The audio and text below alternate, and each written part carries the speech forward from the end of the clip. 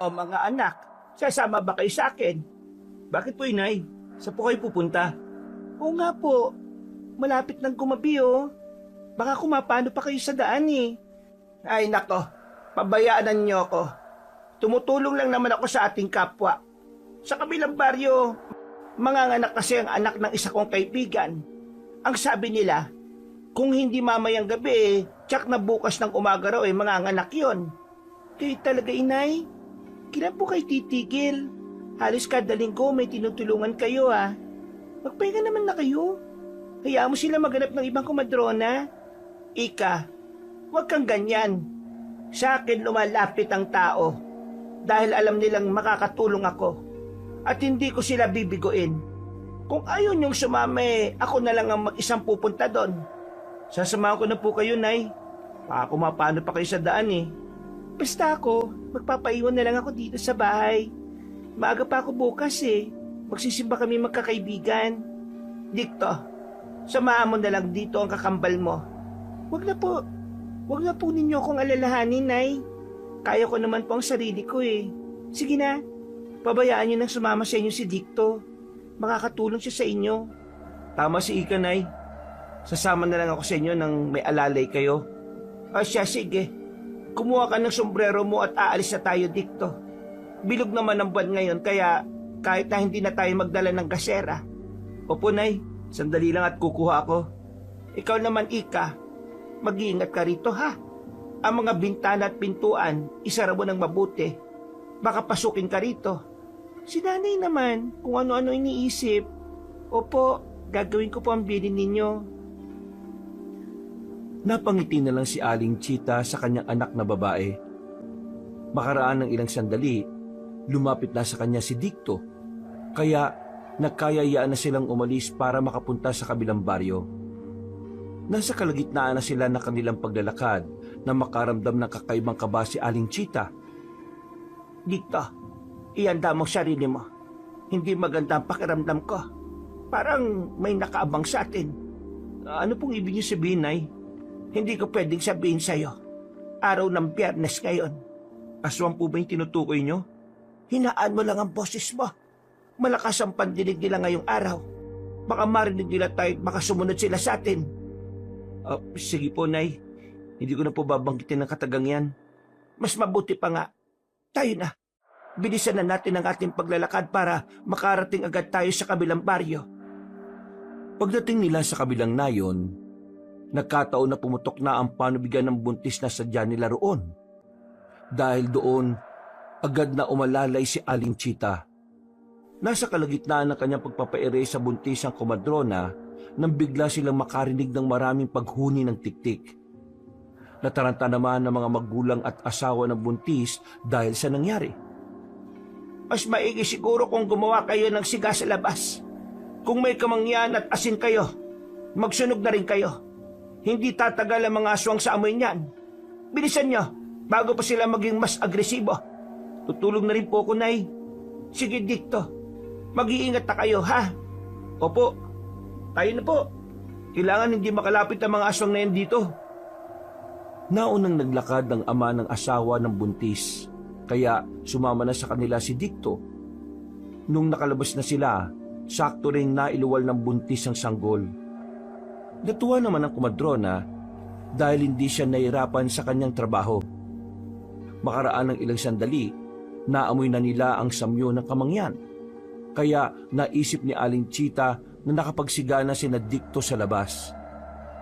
Nagkwentuhan na lang si Aling Chita at ang kaibigan niyang ina ng buntis hanggang sa makabalik na sina Dikto sa loob ng bahay. Ano? Naitaboy na ninyo ang mga aswang? Hindi ko po alam, Nay, pero bigla rin namang nawala ang ingay sa paligid at ang malansang samoy ng hangin. Nagawa nga ninyo. Mabuti naman at ligtas na nailuwal ang sanggol at hindi siya nakuha ng mga aswang na yon. Kung sino mang mapangahas na ng aswang sa mga tinutulungan ko, balang araw, makakaharap din kami. Ano po, Nay? Nay, tapos na po ang pagpapaanak niyo, di ba? Pwede na rin siguro tayong umuwi, no? Oo, anak. Sa katunayan, uuwi na tayo ngayon. Baka kasi abutan pa tayo ng hating gabi sa daan. Nagpaalam na si Aling Chita sa nanganak at maging sa kanyang kaibigan. Nung nagsisimula na silang dalawa sa paglalakad, nakaramdam ng kakaibang kilabot ang komadrona. Gayunpaman, mas pinili niyang isikreto kay Dicto ang kanyang nararamdaman. Pagdating sa kanilang bahay, saglit na nagpaalam si Aling Chita para gumawa ng siga. Paraan niya yon para hindi siya masundan ng aswang sa tuwing umuwi siya mula sa pagpapaanak ng mga buntis. Pagpasok niya sa kanilang tirahan, "Nay, ano po bang itsura ng aswang? May kakilala ba kayong ganon?" Ay, aswang. Mabalahibo ang kanilang katawan. May nagbabagang mga mata, pangil, at ang iba sa kanila ay may mahabang dila. Ayon sa iba, para makapagpalit sila ng anyo, ipapahid nila sa kanilang katawan ng naorasyon ng langis na hinaluan ng dumi ng manok. Ano po ba yan, Nay? Kakadiri naman. Sa pagkakaalam ko hindi naman totoo yung mga yan Kwento lang sila na ipinalaganap mula pa noong panahon ng Kastila. Kasi kung totoo sila, may nakasalamuhan na po ba kayo? Nakasalamuha. Ay nako, kung alam lang ninyo na marami akong naging karanasan dyan mula pa noong bata ako. Pero siyempre, hindi ko na ikukwento yan sa inyo. Bakit naman po? Araw ng Biyernes daw kasi. Baka marinig tayo ng mga aswang. Sige ka, kapag narinig nila tayo, susugurin nila tayo rito.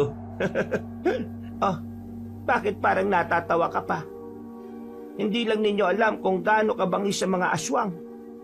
Kung mabangis ang mga leon, higit pa sa 5 ulit ang kanilang bagsik. Sus, maniwala kayo riyan. Basta para sa akin, hindi po sila totoo. Mas totoo pa nga yung mga multo kaysa sa kanila Siguro nga tama si Ika, Nay. Gawa lang naman siguro ang kwento ng mga aswang ng mga taong malilikot ang utak Oo na, hindi ko naman kayo pinipilit na maniwala sa akin. Basta, ipangako nyo sa akin na palagi kayo mag-iingat. Ikaw, Dicto, huwag mong pababayaan ang kakambal mo, ha? At ikaw naman, Ika, mahalin mo rin si Dicto. Opo, Nay. Tatandaan ko po ang sinabi nyo. Nang mga panahong yun, nagpasya silang magpahinga na muna. Saktong pagkalapat ng likod ni Aling Chita sa banig, dinalo siya kagad ng antok. Habang nagpapatianod sa nararamdaman niya, may mga bagay na bumabalik sa kanyang alaala. Hindi na rin niya napigilan na kanyang sarili na mapaluha dahil doon. Nang lumaon, tuluyan na rin siyang nakatulog. Kinabukasan, Nay, aalis po ako Magsisimba lang kami. Uwi kagad ako pagkatapos. Hindi mo ba isasama itong si Dicto? Mukhang ilang buwan na siyang hindi nakakapagsimba. Ano ka ba, Nay Chita? Kailan ba ako nagsimba? Isa pa po, aalis rin po ako. Karawan kasi ng isa kong kaibigan Baka gabihin po ako ng uwi. Baka mag-inuman kasi kami. Ikaw talaga. Puro barkada na lang ang inaatupag mo. Bakit hindi mo sundin tong si Ika? Napaka-religyosa at may takot sa Diyos. Inom ng alak? May sa demonyong gawain na yan Pabayaan niyo na ako, Nay. Alam mo namang masaya ako kapag kasama ko mga barkada ko. Hindi naman po ako nakakalimot sa pagdarasal Huwag po kayo mag-alala, mag-iingat po ako. O siya, sige na. Pero palagi mong tatandaan, ang mga barkada mo, sasamahan ka lang niya sa kasiyahan. Kapag nalagay ka na sa alanganin, nasisiguro kong iiwan ka rin nila. Hindi na sumagot kay Aling Chita ang kanyang anak na lalaki. Na mga panahon na yon, parehong gumayak ang kambal. Naiwan siyang mag-isa sa sala. Napatingin pa siya sa malayo at hindi niya napigilan na kanyang sarili na makapag-isip ng malalim. Makaraan ng halos 10 minuto, nagpaalam na ang 2 anak niya. Minabuti na lang niyang abalahin ang kanyang sarili sa mga gawaing bahay hanggang sa tuluyan ng dumilim. Kadalasang gano'n ang sitwasyon nilang tatlo. Hindi naman hinihigpitan ng komadrona ang kambal dahil alam niya ang epekto ng pagiging mahigpit ng mga magulang sa anak. Isang hapon, "Nay, may tao po sa labas. Pinapatawag daw po kayo sa kabilang baryo. Ano? Bakit naman? Ano ba nangyari? Ay teka, baka may manganganak doon at kailangan ng tulong ko. Eto na naman tayo. Makailang beses ko na pong sinasabi sa inyo na tigilan na niyo yan eh. Baka sa susunod mapahamak na po kayo dahil dyan sa ginagawa ninyo. Ay pabayaan mo na ako, Ika. Masaya naman ako sa ginagawa ko. Nakakatulong ako. At nasisigurado ko pang ligtas ang sanggol na nailuluwal ng mga buntis dito sa atin. Tama naman si Inay Ike. Pabayaan na natin siya. Di nga niya tayo sinisita sa mga gawain natin eh. Ay sandali, titingnan ko kung sino yan at nang malaman ko rin kung tama ang aking kutob. Nagmadaling bumaba si Aling Chita sa kanilang bahay. Nang nasa labas na siya, nalaman niyang tama ang kanyang hinala. Niyaya niya si Dicto na sumama muna sa kanya sa kabilang baryo. Dahil medyo may kalayuan ng nasabing baryo, medyo natagalan sila sa kanilang paglalakad. Nag-aagaw na ang liwanag at dilim sa paligid nang makarating sila sa bahay ng mga anak. Nagkataon din na sumasakit na ang tiyan ng buntis. Kaya inalalayan niya ito at ipinaluwanag ang mga kailangan niyang gawin para maging ligtas ang bata. Dicto, ihanda mo na mga gagamitin. Iwan mo na rin kami dito sa loob ng silid at bawal ka rito. Sige po. Sandali po't ihanda ko lang yung plangganang may maligamgam na tubig at iba pang mga kakailanganin. Maraming salamat anak. Sige na, doon ka na muna sa labas at tatawagin na lang kita kung may kailangan ako. Nandyan din naman ang mga kasama ng buntis sa labas. Makipagkwentuhan ka na muna sa kanila, ha? Sige po, Nay. Paano po? Lalabas na po ako. Saktong pagkalabas ni Dicto, nagsimula na ring umire ang babae. Inalalayan naman siya ni Aling Chita. Pero nagtataka siya kung bakit hirap ang buntis na mailuwal ang sanggol nito. Halos mawalan na rin ng malay ang babae. Kaya kinabahan na si Aling Chita. Noon din, nagpasya siyang buksan na muna ang bintana. Nang muli siyang bumalik sa buntis, halos mapaitad siya sa gulat nang may kumalabog ng malakas sa bubungan ng bahay. May narinig din siyang mga yabag na umiikot doon. Kaya kinutuban na siya ng hindi maganda. Anak, pwede bang alamin niyo muna kung anong meron sa labas? Nahihirapan ang buntis na mailuwal ang sanggol eh. Baka dahil yan sa kung anumang nilalang na nakapaligid sa bahay. Sige po, Nay. Titingnan po muna namin kung anong meron. Ay isa pa pala. Tingnan na rin ninyo ang bubungan. Baka may nakasampang kung anong nilalang dyan. Sige po, Nay. Gagawin po namin. Narinig ng mga yabag ng paa si Aling Chita. Kaya napagtanto niyang lumabas na si Dicto at ang iba pang kasama ng buntis sa bahay. Makaraan ng ilang sandali, may narinig siyang pag-uusap sa labas. Minabuti na lang ng kumadrona na isang tabi yun at ituon na lang sa buntis ang kanyang atensyon. Dahil nahihirapan pa rin ang buntis sa panganganak, nagpasya si Aling Chita na ilabas ang isa sa kanyang mga lihim na gamit. Ang butya ng langka. Ipinasubo niya yon sa babae at makaraan lang ang ilang sandali, napansin niyang unti-unti nang lumalabas ang ulo ng bata. Kalaunan, naipanganak ng ligtas ng buntis ang kanyang sanggol. Napayak pa yon at labis na nagpasalamat kay Aling Chita dahil sa naging tulong nito. Ibinalik na rin ng babae ang mutya ng langka sa komadrona. Ano, Dicto? May nakita ba kayong aswang sa paligid? Wala naman po eh, pero may mga ingay kaming narinig. Ibig sabihin, nandito pa sila. Hindi sila umaalis. Ang sanggol. Baka kung anong mangyari sa sanggol. Inay, ano kayang gumagawa nun? Bakit parang Nalintikan na. Aswang yan. Sige, tingnan niyo ulit sa labas. Nanganganib ang bagong luwal na sanggol. Sige po, itatabi namin ang aswang na nakapwesto dyan sa ibabaw ng bubong. Mag-iingat kayo, Dicto. Huwag kang hihiwalay sa mga kasama mo. Opo, Nay. Nagmadaling umalis sina Dicto at ang mga kasama ng babae sa bahay.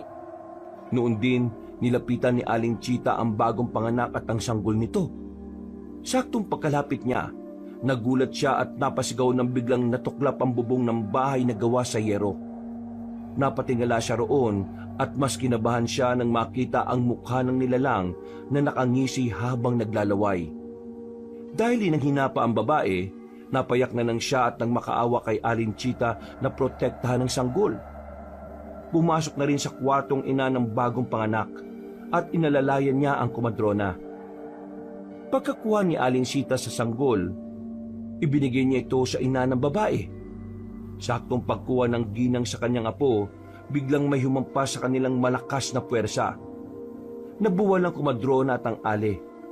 Napanganga na lang si Aling Chita nang makita niyang lumutang sa ereyang sanggol habang sinisikap ng aswang na abutin ito. Agad namang napabangon ang komadrona at kinuha ang sanggol na walang humpay sa pag-iyak. Nang makabangon na ang nanay ng babae, ipinakarga niya rito ang sanggol. Dahil napansin niyang nawala ng malay ang bagong panganak. Inay, may mga aswang na nakapaligid sa bahay na to. Delikado ang sanggol. Tama kayo. May nilalang din na nasa bubong. Walang iya yan ah. Protektahan natin ang sanggol, anak. Baka magtugumpay ang aswang na makuha siya. Sige po. Sandali lang at kukuha lang ako ng itak.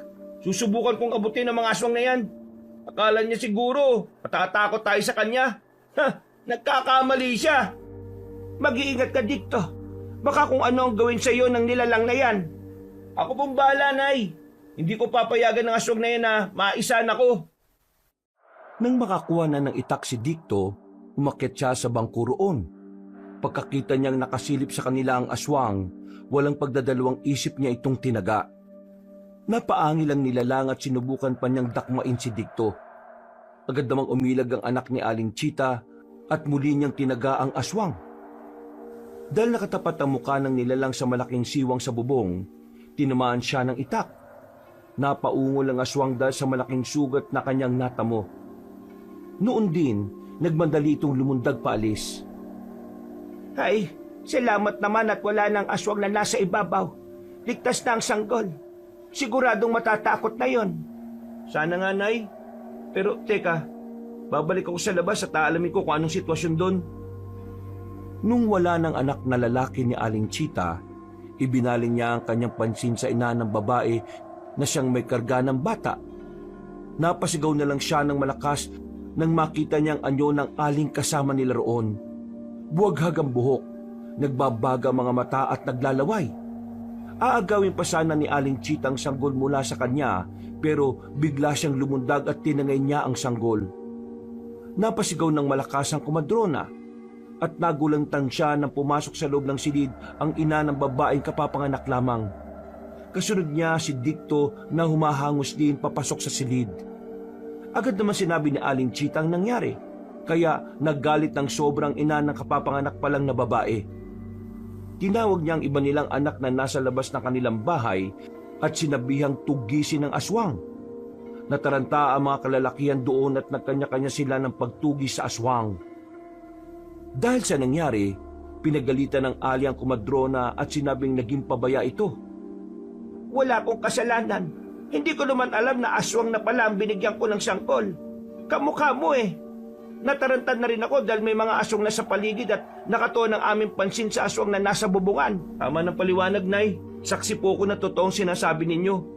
Kung sisisihin ka nila pagkatapos ng pagtulong mo sa kanila, wala na tayong magagawa riyan. Mas mainam pa siguro kung umuwi na lang tayo. Kung alam ko lang na ito ang mangyayari, hindi na sana ako pumunta rito. Tayo na, Nay. Baka kung ano pang gawin nila sa atin dito. Walang utang na loob.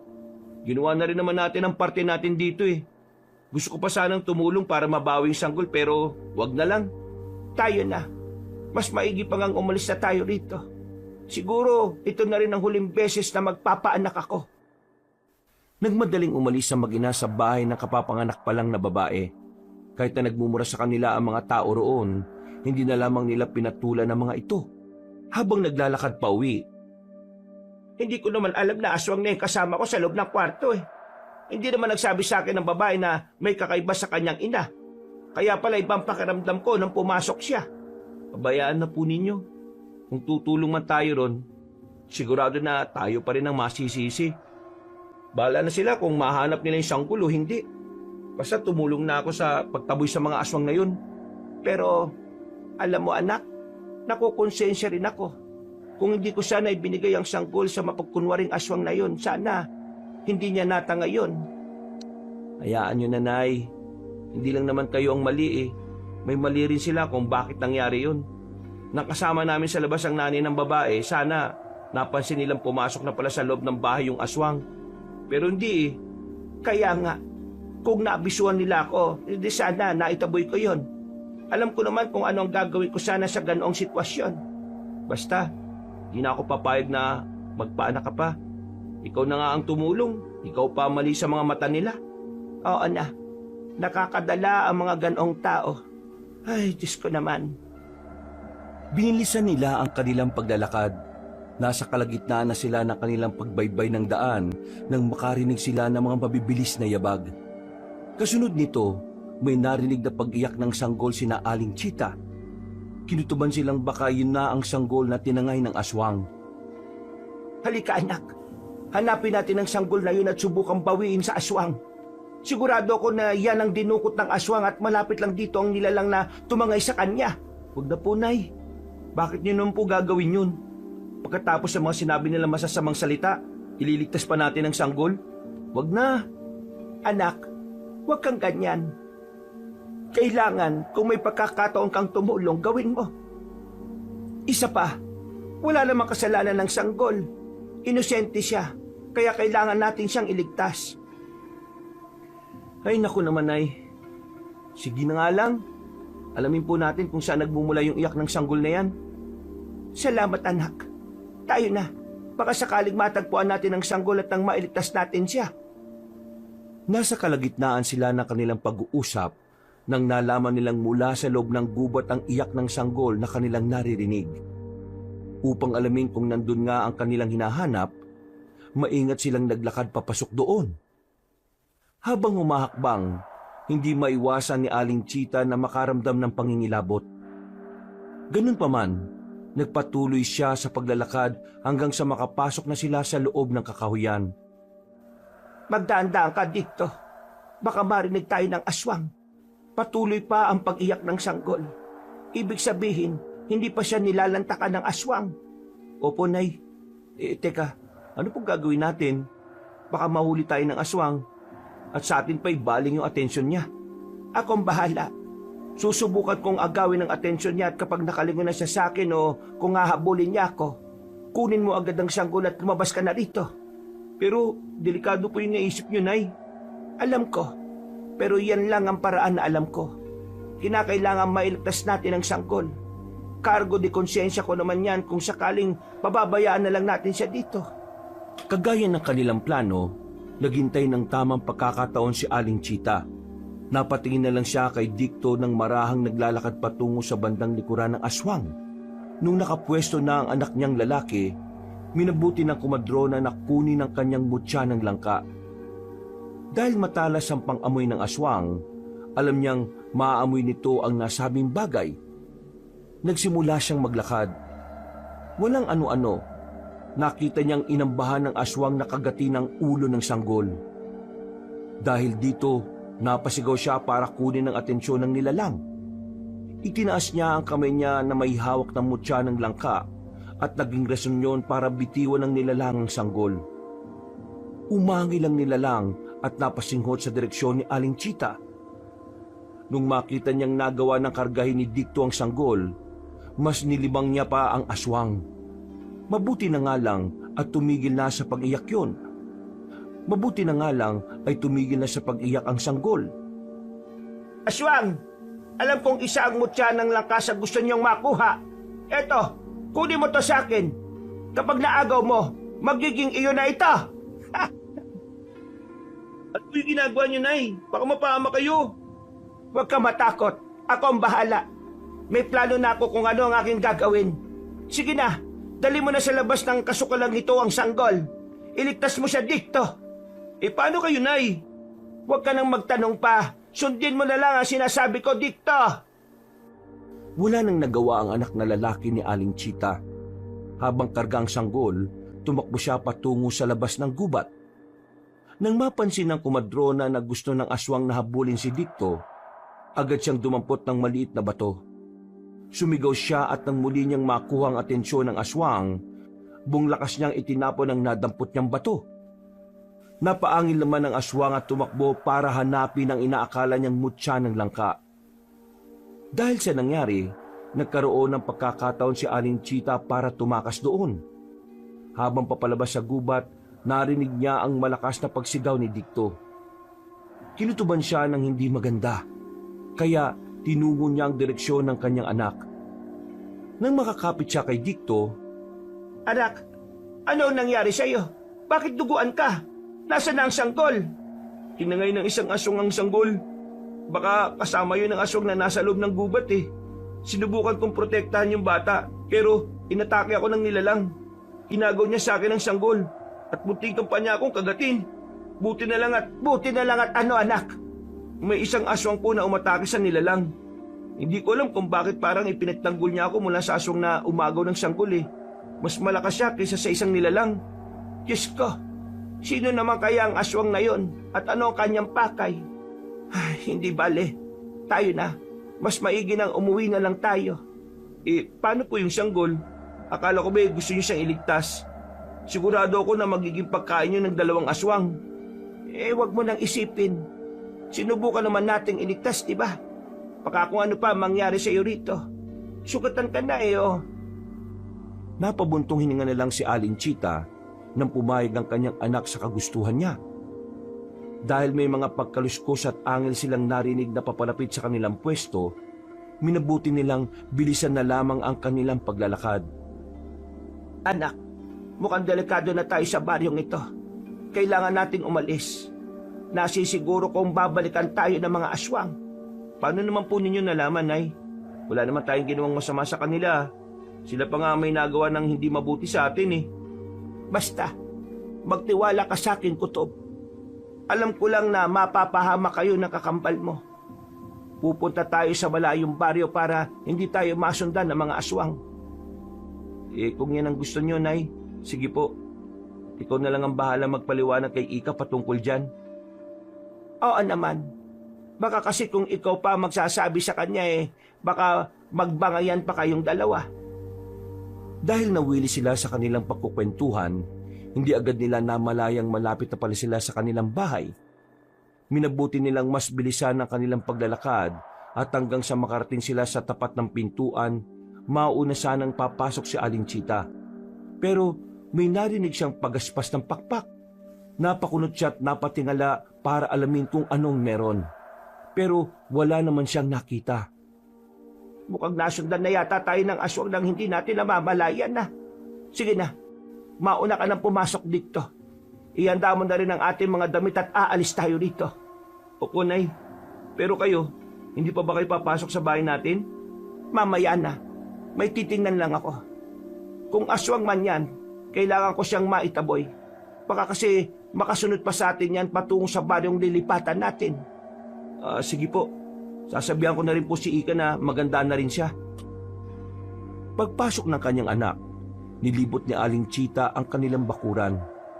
Inalam niya kung may aswang sa paligid, pero wala naman siyang nakita. Dahil dito, nagpasya na rin siyang pumasok sa kanilang bahay at maganda na rin ang mga dadalhin nilang damit. Dahil hindi pa nagagamot ni Dikto ang mga sugat niya, minabuti na ng kumadrona na siya na mismo ang gumamot noon.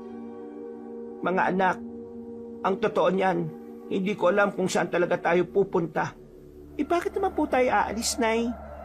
Dito na kami lumaki sa baryong to. At kung lilipat pa tayo, siguradong mahihirapan kami ni Dikto. Pabayaan mo na, Ika. Kaligtasan natin ang iniisip ni Nanay. Kung alam mo lang kung anong nangyari at kung sumama ka lang sa amin kanina, baka naihi ka na sa sobrang takot. Tingnan mo ko, maraming natamong sugat oh. Bakit? Ano ba nangyari? Ikaw kasi kung saan-saan ka nagsusuot eh. Hindi na namin ikukwento sa'yo. Alam naman namin hindi ka maniniwala eh. Siya, nadala na ninyo ba yung mga damit na susuotin ninyo? Aalis na tayo ngayon. Kailangan walang makakita sa atin na aalis tayo dito. Dahil maliwanag naman ng buwan ng gabing yon, hindi sila nahirapan sa paglalakbay. May pangontra at panlaban din sila ng aswang na posibleng umatake sa kanila. Nasa kalagitnaan na sila ng kanilang paglalakad nang mapansin ni Aling Chita na may malaking anino na nakasunod sa kanila. Maging alerto kayo, mga anak. Mukhang may nakasunod sa atin. Sigurado ko na nabigo kong itaboy yan. Tingnan nyo sa ibabaw. Parang meron nga po, Nay. Siguradong aswang yan. Ika, dumikit ka kay Nanay. Magpapahuli na lang ako sa inyo sa paglalakad para makapag-antabay na rin. Ikaw ang bahala, Dikto. Basta, huwag niyong iwawala ang atensyon niyo sa nilalang na yan at sa ating dinaraanan. Opo, Nay. Ako na pong bahala. Nay, natatakot po ako. Baka kung anong gawin sa atin ng nilalang na yan. Tama kayo. Totoo nga ang aswang. Anong kailangan nating gawin? Kumalma ka lang. Kapag natakot ka, mas lalo pang magkaka-interes sa iyo ang aswang na yan. Bilisan na lang natin ang ating paglalakad. At ipagdasal ninyong huwag tayong atakihin yan. Parehong napatango ang kambal dahil sa sinabi ni Aling Chita. Nang makalis na sila sa kanilang baryo, sa hindi nila malamang rason, umalis ng kusa ang aswang. Nabunutan ng tinik sa lalamunan ng komadrona at sinabi niya sa kanyang mga anak na mas bilisan nila ang kanilang paglalakad. Nay, napapagod na po ako. Pwede bang magpahinga muna tayo? Parang sasabog na kasi yung dibdib ko eh. Siya sige, basta sandali lang ah. May aakitin pa tayong 2 burol bago tayo makarating sa kabilang baryo. Magpahinga na muna tayo sa lilim ng puno. Wala na po bang mas maikling daan, Nay? Napapagod na rin kasi ako eh. Wala na. Kung iikot tayo, baka mahuli pa tayo ng mga aswang. Bakit po ba tumatakas tayo sa kanila? Wala naman tayong kasalanan ha. Ano ba talaga ang rason? Oo nga naman, Nay. Bakit ba parang tayo pa yung dapat na matakot sa kanila? Hindi lang ninyo alam kung ano ang naging karanasan ko sa mga aswang na yan. Hindi ko alam kung bakit umaaligid sila sa atin.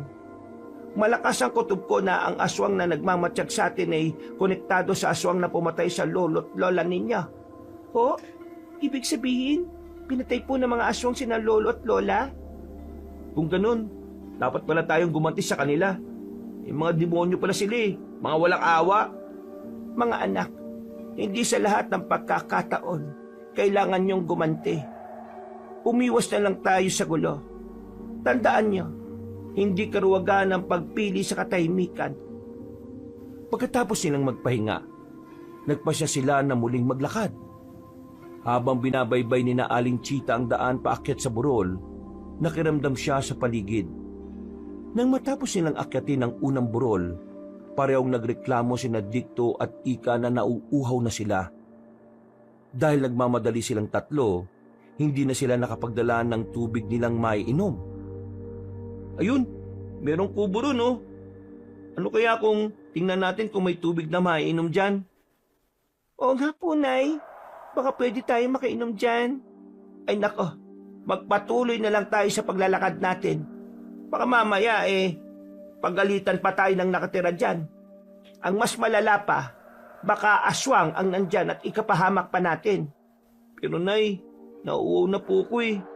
Parang wala na akong lakas dahil sa panunuyo ng lalamunan ko. Ako rin po, Nay. Halika na, Dikto. Tingnan natin kung may tubig dyan. Iinom lang tayo saka aalis din kagad. Wag na. Doon na lang tayo maghanap sa kabilang baryo. Sigurado ako na meron din namang... Ay nako. Wala nang nagawa si Aling Chita kung hindi ang sundan na lang ang kanyang mga anak. Dahil nakaramdam siya ng kaba, inihanda na lang niya ang kanyang sarili sa kung anumang posibleng mangyari. Nakita niya pumasok sa bandang kusina ang mga anak niya, kaya sumunod na rin siya ron. Papasok na rin sana siya pero bigla siyang natigilan nang may marinig siyang ingay sa loob ng kubo. Sino yan? Kung ano mang nilalang kayo, umalis na kayo rito sa bahay ko. At baka pagsisiyan niyo. Hindi niyo alam kung sinong sinusubukan ninyo. Wag po. Pasensya na po kung pumasok kami rito nang walang paalam. Huwag po niyo kaming sasaktan. Mangingi lang po sana kami ng tubig. Nauuhaw po kasi kami.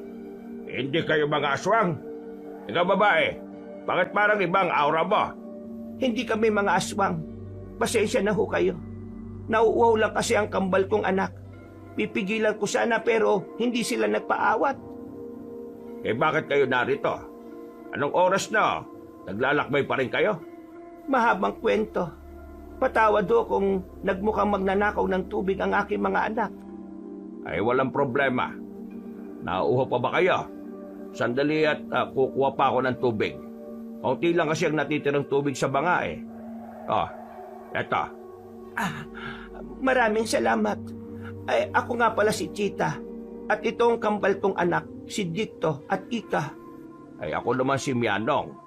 Tandang Mianong ang tawag nila sa akin. Matanda na kasi ako eh. Pagpasensyahan nyo na ako ha. Nasanay kasi akong may mga nilalang na dadako rito para subukan ng aking kakayahan bilang isang albularyo. Isa po kayong albularyo? Nay, baka pwede tayong makahingi ng tulong sa kanya. Wag na anak, baka maging distorbo lang tayo sa kanya. Ay ano bang tulong ang kailangan ninyo? Huwag niyong sabihin na distorbo lang kayo. Ang pagtulong ko ay walang pinipiling oras. Nang maramdaman ni Aling Chita na bukal naman sa loob na matandang albularyo ang kanyang sinasabi, ikinuwento nito ang naging karanasan nila. Nakaramdam naman ng awa si Tandang Mianong sa kanila at nagpasya itong patuloyin ng 3 sa kaniyang munting kubo. Dahil parehong nakaramdam ng pagod sina Dicto at Ika, pagkalapat pa lang ng kanilang likod sa banig, agad silang nakatulog.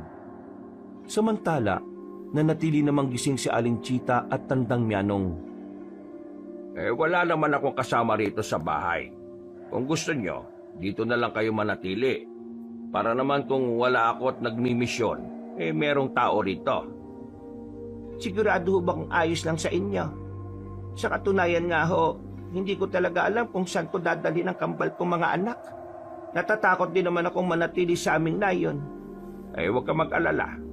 Hanggat dito kayo sa aking bahay, walang makakapanakit sa inyo dito. Maraming salamat ho talaga.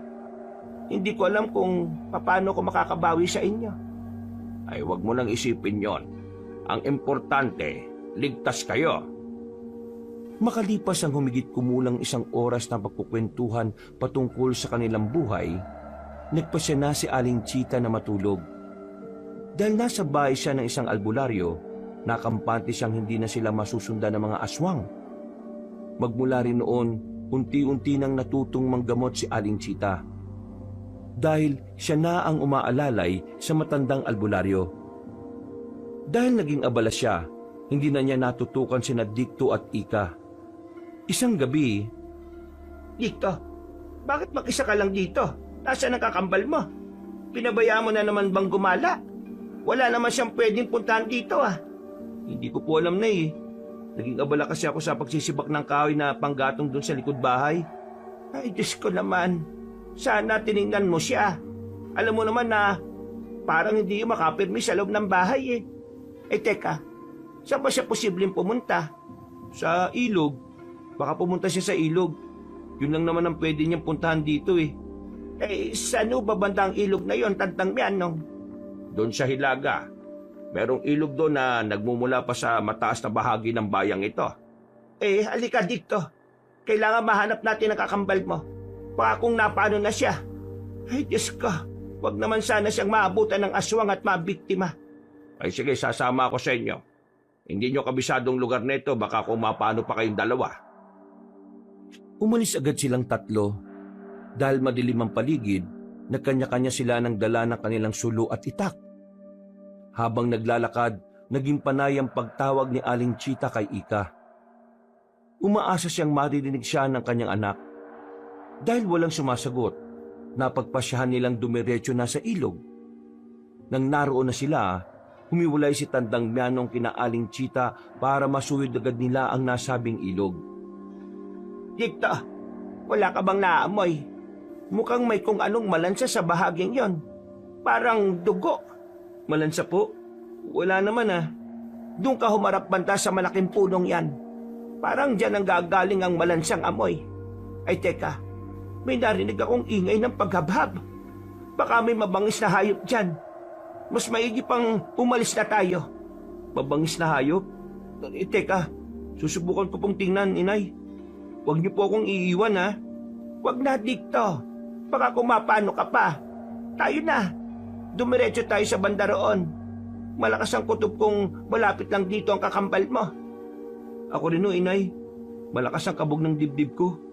Hindi ba sabi nga nila, konektado ang magkakambal? Sandali lang po. Titingnan ko muna kung anong nandyan sa likod ng puno. Pagkatapos umalis na tayo. Mag-iingat ka, Dikto. Ihanda mo na lang ang iyong itak at nang may panlabang ka kung sakali. Nang naglalakad na si Dikto, sumunod na lang si Aling Chita sa kanya.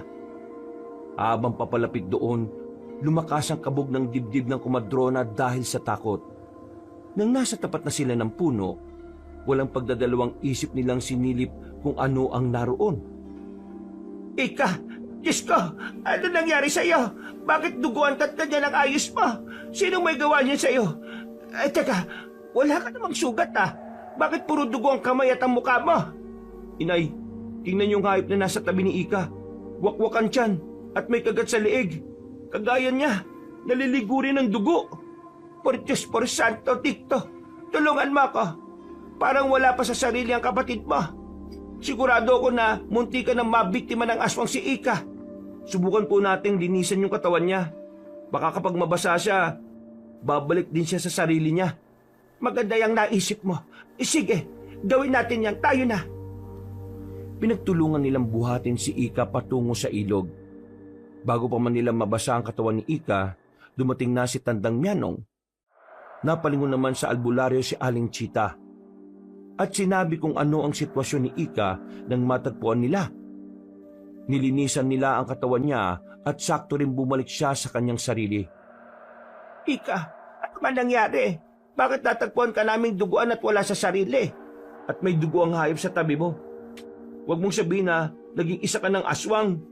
Hindi ko po alam kung ano ang nangyari. Basta ang huling natatandaan ko naglalakad lang ako pa uwi. Tapos, parang nagpabalik-balik lang ako sa dinaraanan ko. Kung hindi ako nagkakamali, pinaglaruan ka ng mga engkanto. Mabuti na lang at natagpuan ka ng nanay at kapatid mo.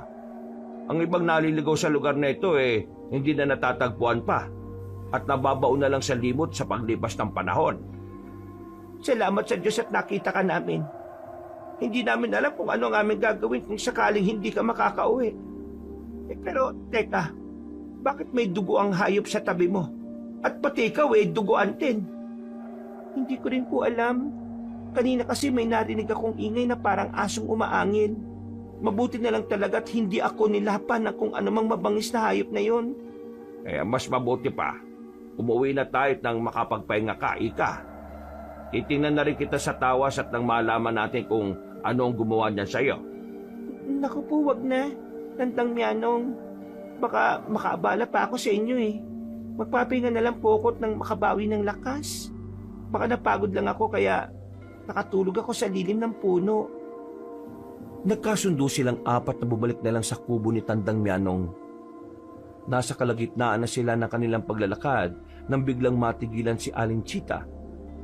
Natigilan din si Tandang Mianong at napatitig sa paligid. Walang ano-ano, may narinig silang kaluskos na papalapit sa kanilang pwesto. Tita, magtago muna kayo ng mga anak mo.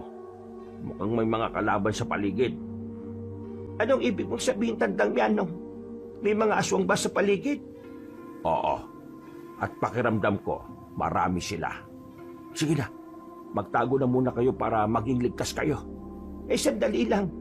Kakailanganin mo ang tulong ko, Tandang Mianong. Kung haharapin mo ang mga yan, haharapin ko rin sila. Ako din po. Gusto kong tumulong. Minsan na rin akong tumulong sa pagtataboy ng aswang Kaya alam ko makakaya ko sila. Wag na. Mga karaniwang aswang lang naman yan. Sige na, magtago na kayo at nandyan na sila. Sige na nga lang. Pero sumigaw ka lang kung kailangan mo ng tulong ha. Tayo na at doon tayo magtago sa mayabong na halaman. Bilisan natin mga anak. Habang nagtatago, iginala niya ang kanyang paningin sa paligid. At minabuti niyang matyaga ng mga ingay na naririnig niya. Tiningnan niya rin ang bahagi kung saan naroon si Tandang Mianong at namulagat ang mga mata niya nang makita ang apat na nilalang na nakapaligid sa matandang albularyo. Walang ano-ano, umatake sa matanda ang apat at pinagtulungan nila ang matanda. Hindi naman natinag ang albularyo at nilabanan niya ng buong tapang ang mga aswang. Namangha pa si Aling Chita nang makita ang kakaibang liksi ni Tandang Mianong. Iba talaga kapag biyasa ka sa laban, no? Balang araw, magiging kagaya ko ni Tandang Mianong. Lalabanan ko mga masasamang elemento. Tumigil ka nga dyan, Dikto. Ang mas maigi pa, mag-aral ka ng mga gawaing bahay at nang hindi naman nakakaya sa matandang yan. Inay, mukhang may mga paparating. May nararamdaman ako kakaibang init eh. Malakas ang kutob ko na meron pang aswang sa paligid. O siya, sige. Dito lang kayo at lalabas ako. Tutulungan ko si Tandang Mianong.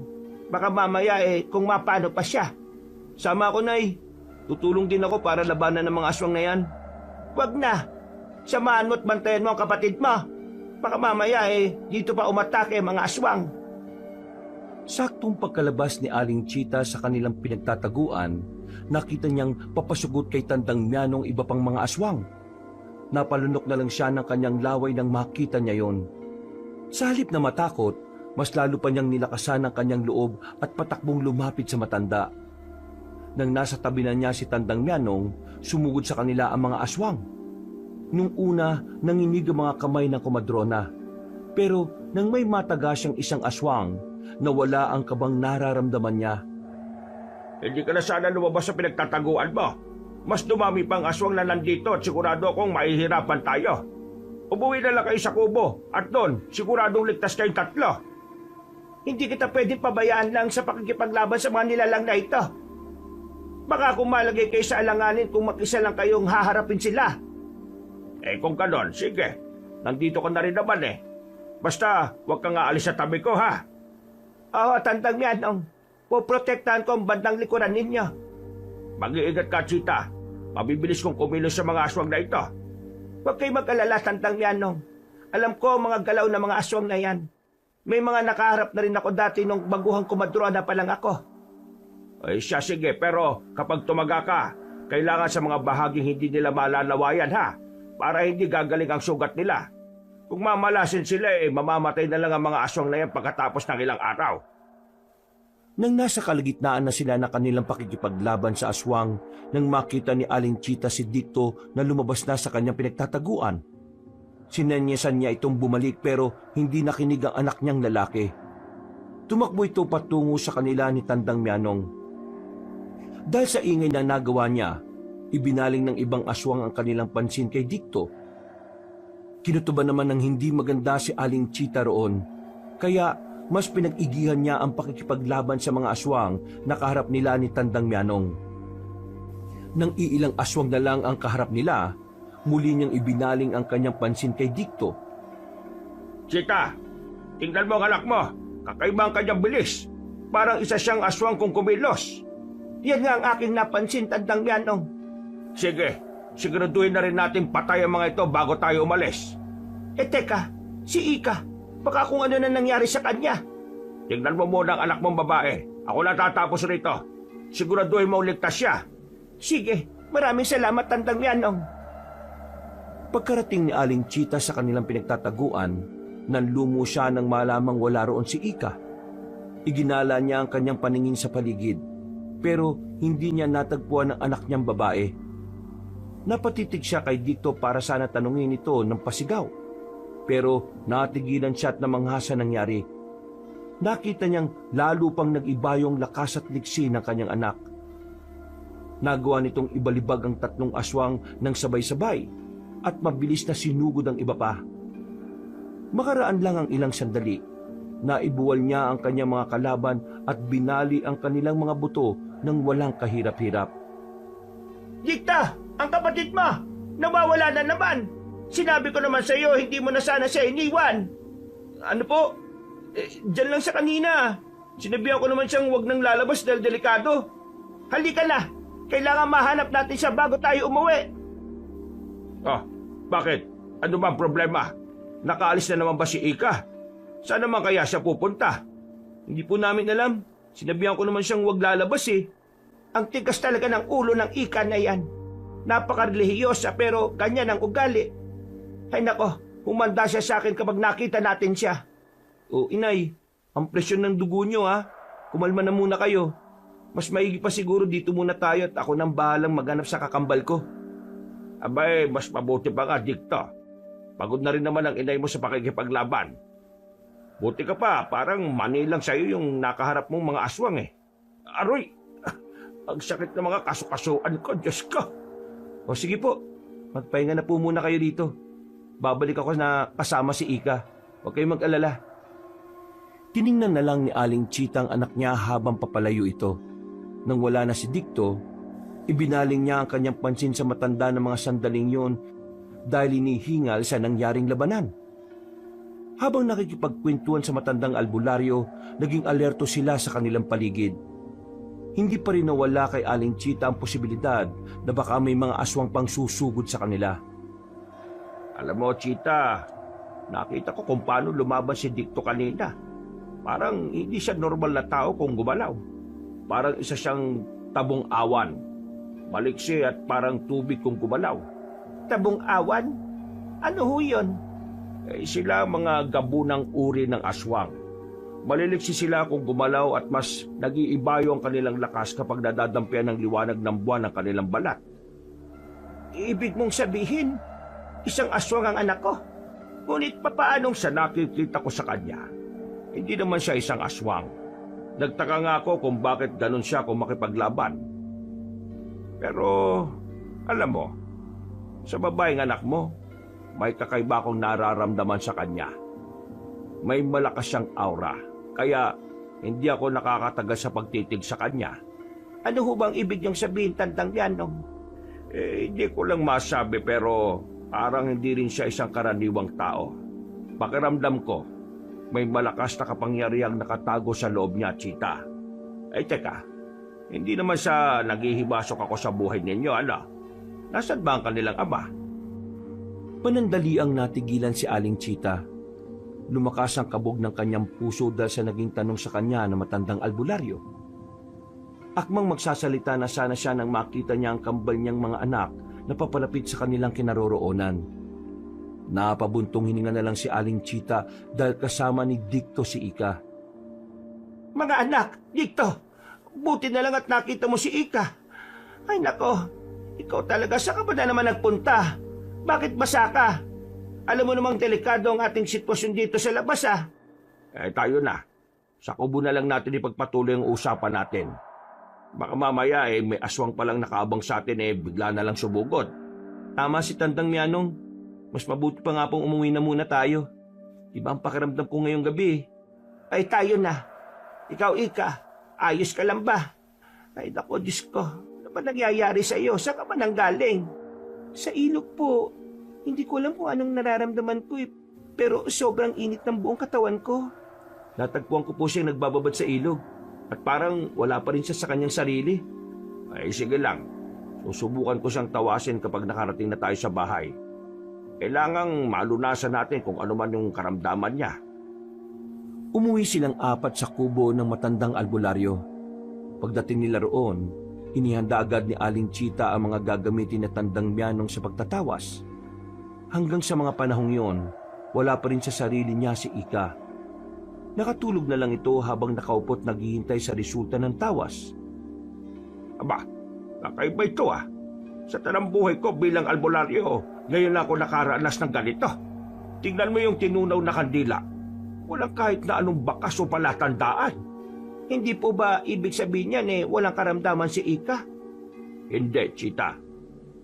May karamdaman man o wala, dapat may mga imaheng mabubuo sa kandila. Pero ito, wala Parang may humaharang sa aking kakayahan. Paano na yan ngayon? Anong gagawin natin? Kailangan malaman natin kung anong nangyayari sa anak ko. Huwag ka mag-alala. Uulitin ko ng kahit ilang beses ang pagtatawas para malaman ang resulta nito. Hindi tayo susuko. Napatango na lang si Aling Chita sa albularyo. Ilang beses nang inulit ni Tandang Mianong ang pagtatawas, pero wala kahit na anumang imahe ang naroon. Sinubukan pa niya ang ibang pagtatawas na alam niya, pero wala talaga siyang makuhang resulta. Bukas na lang po ulit, Tandang Mianong. Mas mabuti siguro kung magpahinga na muna tayo. Tulog na rin naman si Dicto at itong si Ika nakaidlip na rin. Oo, mas mabuti pa nga, Aling Chita. Siguro dala lang ito ng pagod, kaya nangihina na ang aking poder. Yan siguro ang rason kung bakit wala akong makita sa tawas. Siguro nga ho. Sana bukas, kapag sinubukan nyo ulit, may makita na kayo. Ay sige na, Chita. Mauna ka na matulog at ako nang bahalang magligpit nito. Dahil sa sobrang pagod niya, pagkalapat ng kanyang likuran sa banig, agad siyang nakatulog ng mahimbing. Kinabukasan, pagmulat niya ng kanyang mga mata, ay naabutan niya si Tandang Mianong na nagbabasa ng isang itim na libro. Nagtaka si Aling Chita, kaya nilapitan niya ang matandang albularyo at bago niya ito kausapin, nilingon muna niya ang dalawang anak niya. Napabuntong hininga na lang siya nang makita niyang himbing pa rin sila sa pagtulog. Nakaiga sa banig si Dikto, samantalang si Ika naman ay nasa mahabang bangko. Magandang umaga ho, Tandang Mianong. Ay abay, gising ka na pala, Chita. Oho. Ano ho bang binabasa ninyo? Mukhang may pinag-aaralan kayo Ay wala ito, Chita. Sinusubukan ko lang alamin kung ano ang kondisyon ng mga anak mo at kung ano ang koneksyon nila sa Tabong Awan. May nakita po ba kayo o nabasa? Teka, saan ba galing yung libro ninyo? Parang balat ng hayop ang pabalat Sa katunayan, wala akong makita o mabasa patungkol sa kalagayan ng mga anak mo. Pero may isang pahina rito sa librong ibinigay sa akin ng aking kaibigang Engkanto na nagsasalaysay patungkol sa mga tabong awan at maging ang propesiya ng kanilang angkan. Ano bang propesiya ang tinutukoy niyo, Tandang Mianong? Yan ang hindi ko pa alam. Mamayang hapon, aalis ako at susubukan kong magtanong sa mga kaibigan ko patungkol doon. Isa pang nabanggit dito sa libro hindi nang hahawa ang tabong awan. Sa halip, nagiging tabong awan lang ang isang tao kapag may dugo siyang ganon. Pero malabo naman maging tabong awan ng kambal kong anak, hindi pa? Ikaw lang ang makakaalam niyan, Chita. Basta, ang masasabi ko lang, kakaiba ang kambal mo. May kung anong nandyan sa loob nila na hindi pa nila natutuklasan na maigi. Kung ano man yan, Tandang Mianong, ipagdarasal ko na sana hindi yun makakasama sa kanila. Sana nga, Chita. Sana nga. Siya nga pala. Nakapagluto na ako ng agahan, ha? Kung gutom kayo, kumain na lang kayo mamaya. O paano, aalis muna ako. At hindi ako sigurado kung anong oras ako makakauwi. Bakit to? Sige, mag-iingat po kayo. Ako na muna ang bahala rito. Ay salamat, Chita. Aalamin ko ang kalagayan ng mga anak mo. Malakas ang kutob ko na sila rin ang rason kung bakit lumalapit sa inyo mga aswang Ang ikinatatakot ko lang, baka ang mismong tabong awan ang may pakana ng lahat ng ito. Sana nga'y mali ang kutob ninyo, Tandang Mianong. Hindi ko na alam kung anong gagawin ko para lang maprotektahan ng mga anak ko. Pagkatapos ng kanilang pag-uusap, nagpaalam muna si Aling Chita para magpahangin sa labas ng kubo. Ang matandang albularyo naman ay nagpatuloy sa pagbabasa ng aklat sa pag-asang may makukuha siyang impormasyon. Nang nasa labas na si Aling Chita, nag-isip siya ng malalim. Lumakas ang kabog ng kanyang dibdib habang inaalala ang mga nangyari.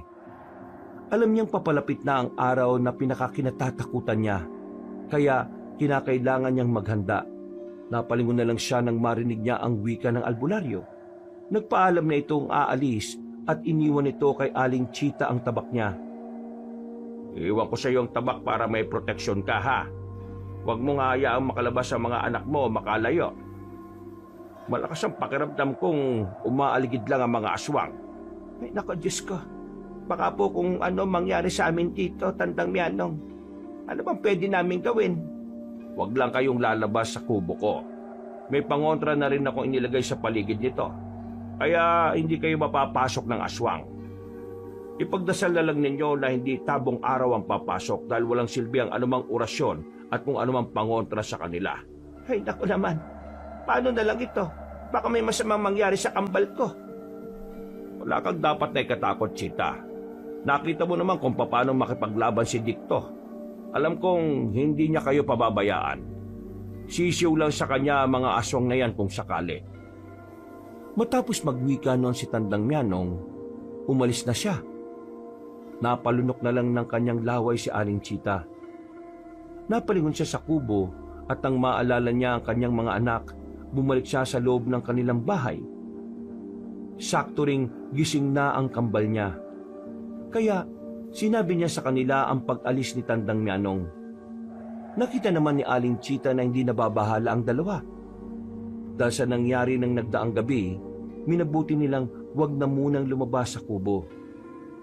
Hinabala nila ang kanilang sarili sa mga gawain doon hanggang sa tuluyan ng dumilim ang paligid. Pagtapos silang maghapunan, naglatag agad sila ng banig. Sakto pagkahiga ng tatlo, may narinig silang mabibilis na yabag at pagsigaw. Sigurado ako na si Tandang Myong yan. Halika kayo, baka kailangan niya ng tulong natin. Sige po, baka inahabol po siya ng mga aswang. Kayo na lang po ni Dicto ang lumabas, Inay. Nanghihina pa rin ang katawan ko eh. O siya, Dicto. Sige na't baka kung mapano pa siya. Sigurado ako na tayo ang tunay na pakay ng mga aswang na yan. Ayun, parang siya yun, Inay. Tama pong hinala natin. May mga nilalang ang humahabol sa kanya. Dahil may mga nilalang nakasunod si Tandang Mianong, hinugot na ni Aling Chita ang kanyang tabak. Mabilis silang tumakbo para sa lubungin na matanda. Habang papalapit sila roon, napansin niyang duguan ng albularyo at merong napakaraming sugat. Sakto pagkalapit nila sa matanda, bumagsak ito sa lupa. Inilalayan naman ni Aling Chita si Tandang Mianong. At si Dicto naman ay dumiretso na ng lakad para sa lubungin at labanan ng mga aswang. Tandang Mianong, bakit ganyan ang sitwasyon mo? Ano ba nangyari sa iyo? Diyos ko! Nalaman ko na kung ano ang patungkol sa mga tabong awan. Mga katutubong aswang sila. Walang kahit na anong orasyon o kalaman na makakapantay sa kanila. Eh ano ang ating dapat gawin para matalo ang mga aswang na yan? Baka maubos lang tayo at wala tayong magagawang laban sa kanila, Tandang Mianong. Merong propesiya ang kanilang lahi na kapag may isang aswang na tabong awan ang nagkaroon ng anak na kambal, magiging mas malakas ang mga ito sa kanya. Ang isa ay magiging kauri niya na siyang posibleng maging mas makapangyarihan sa kanya. At ang isa naman may balat ng kagaya ng ahas sa likod at magiging malakas at maligsik kagaya nila. Pero ito ang pupuksa sa kanilang lahi. Si Dicto, may balat siya sa likod. Ayun, tingnan mo't napunit na ang kanyang damit. Tandang Mianong, tingnan mong mabuti ang kanyang balat. Kung meron siyang balat sa likod at kung ganyan siya kalakas at kaliksikong makipaglaban, huwag mong sabihin na tama ang iniisip niyo. Isang demonyong aswang ang tatay nila. Ang tatay nila pumatay sa aking mga magulang. Nang mapaslang na niya ang mga magulang ko, lumapit siya sa akin at pinagsamantalahan niya ako. Nanlaban ako pero sobrang lakas niya. Hanggang ngayon, hindi ko pa rin nalilimutan ang mukha ng hayop na yon. Totoo bang narinig ko sa inyo, Nay? Isang aswang ang ama namin na pinagsamantalahan ka?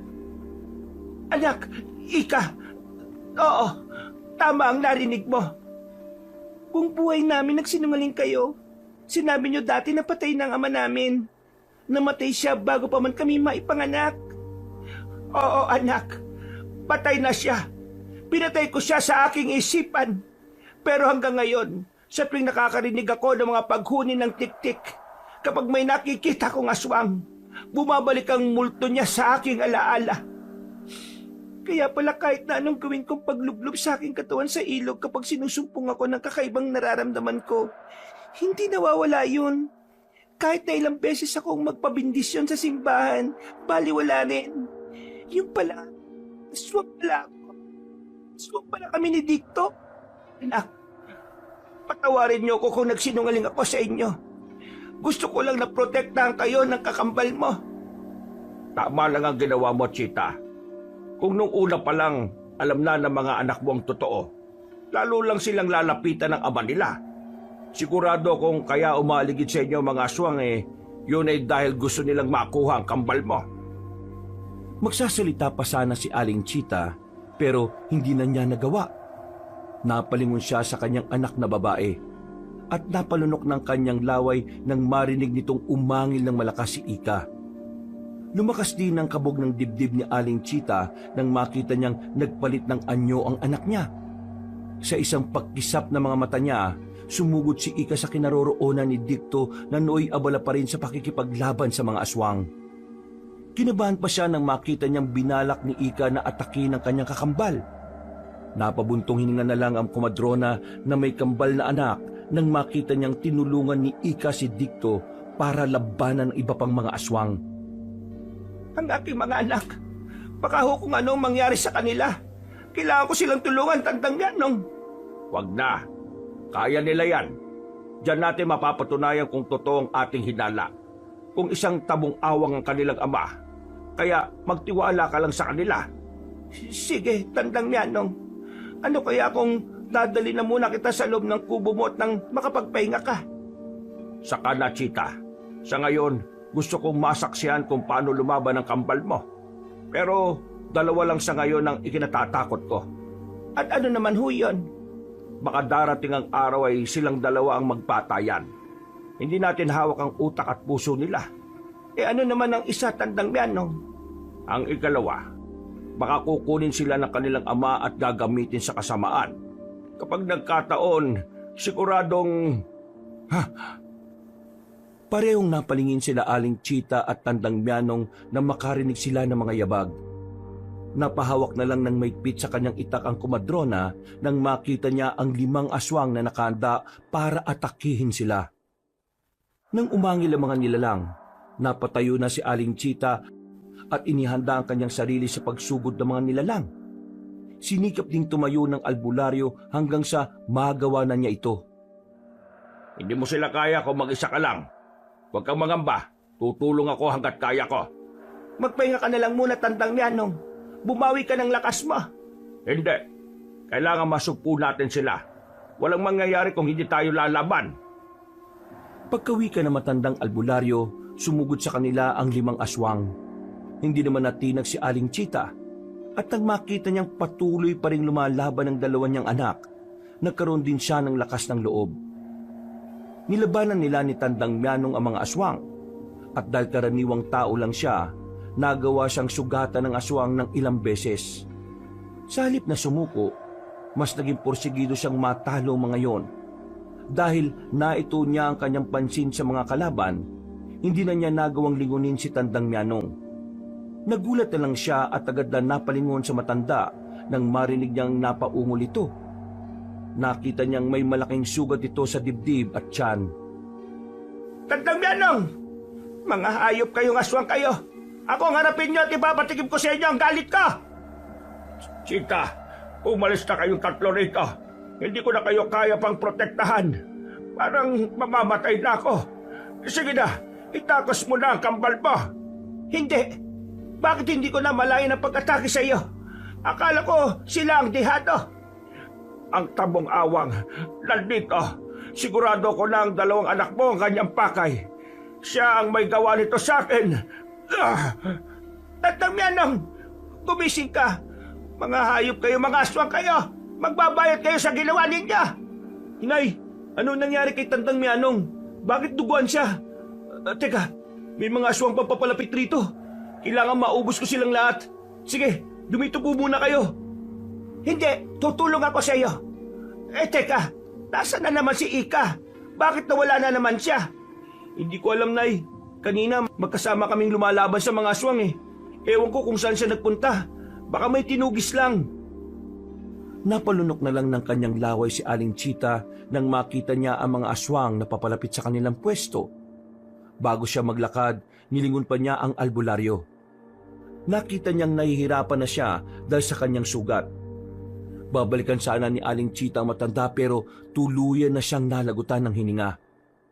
Nang maalala niya ang kanyang anak na babae, nagpasya siyang magpatuloy para tulungan si Dicto na labanan ang mga aswang na sumusugod sa kanila. Pagkalapit niya sa kanyang anak na lalaki, nakipaglaban din siya sa mga aswang gamit ang tabak na ibinigay sa kanya ni Tandang Mianong. Dicto, mag-iingat ka. Mukhang mas malalakas ang mga aswang na ito. Huwag kayong magkalala, Nay. Kaya ko sila. Ikaw pong dapat na mag-ingat. Huwag niyong hayaang masukol ka nila, ha? Sige anak, ako ang bahala. Kailangan maubos natin sila at nang mahanap na natin si Ika. Opo, Nay.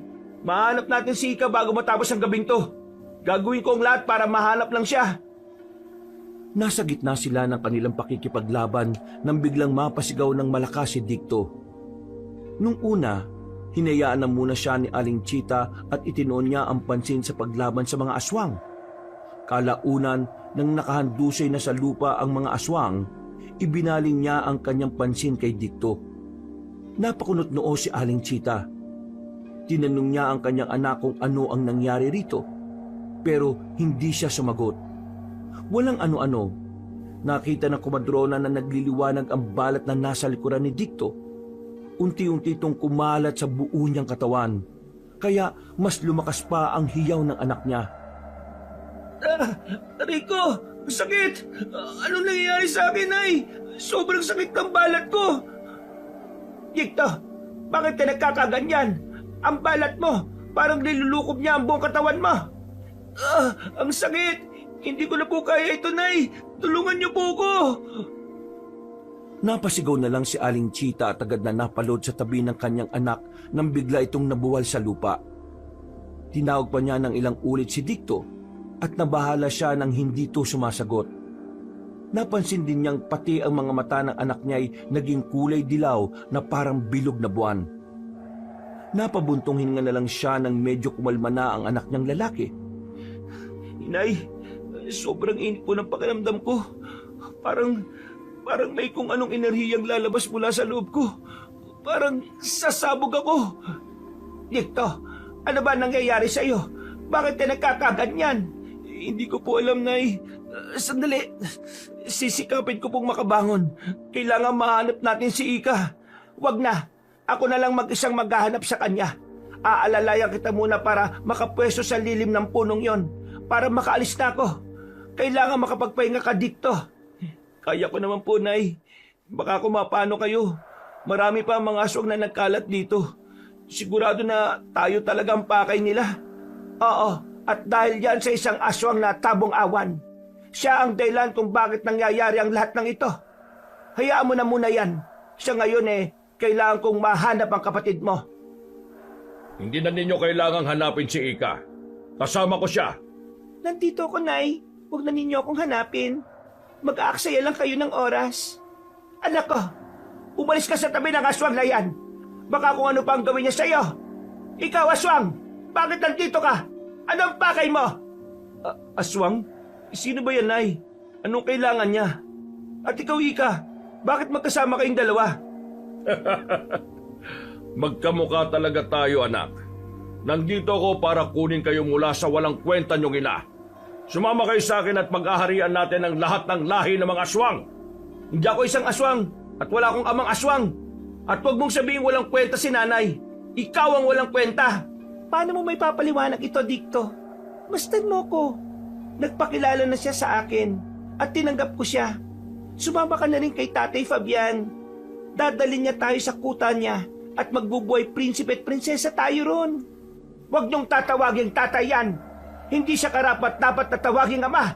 Dahil kahit na kailan, hindi siya nagpakaama sa inyo. Halika rito, Ika.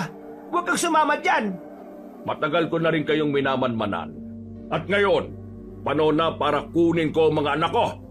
Kukunin? Huwag mong subukang kunin ang dalawang yan. Alam ko na napapatayin mo lang sila. At bakit ka nagsasalita ng tapos? Ano ka? Isang manghuhula? Wala ka nang magagawa. Kukunin ko ang mga anak ko. Sa ayaw at sa gusto mo kahit na buhay mo pa ang maging kapalit. Inay, pabayaan mo na kami ni Dikto. Baka kung ano pa ang gawin ni tatay sa inyo. Subukan lang niyang dampian ng kahit daliri niya si nanay. Maapatayin ko siya. Huwag ka magsalita ng ganyan. Masyado kang mahina para labanan ako. Kahit nga dito kay Ika wala ka ng panama. At paano ka nakakasiguro? Alam kong nandito ka dahil sa propesiya. Papatayin mo ang anak ko para wala nang maging sagabal sa iyo at sa inyong angkan. Tumahimik ka! Wala kang alam sa sinasabi mong propesiya. Subukan lang ninyong lumapit kay nanay. Kayo ang uunahin kong patayin. Ika, magkakampi tayo dito. Pero anong ginawa mo? Nangako si tatay ng marangyang buhay sa kuta nila. Sumama ka na sa akin. Iwan natin dito si nanay para hindi na siya masaktan. Dahil lang sa isang pangako? Anong utak yan, Ika? Nanginig ang buong katawan ni Aling Chita. Bumalik sa kanyang alaala ang nangyari noong gabing pinatay ang kanyang mga magulang at kung paano siya pinagsamantala ng aswang na tabong awan. Napahagulgol siya at nagulat na lang nang biglang umatake si Ika sa kanila. Naglaban ng magkakambal at walang nagawa si Aling Chita kung hindi ang sumigaw para awatin sila. Demonyo ka! Tignan mo ang dalawa kong anak! Nagpapatayan dahil lang sa iyo! Ay, pabayaan mo sila. Ngayon, tayong dalawa na muna ang magharap. Hindi ako papayag na maging sagabal ka sa kagustuhan ko. Walang ibang maghahari sa aking mga kauri kung hindi ako.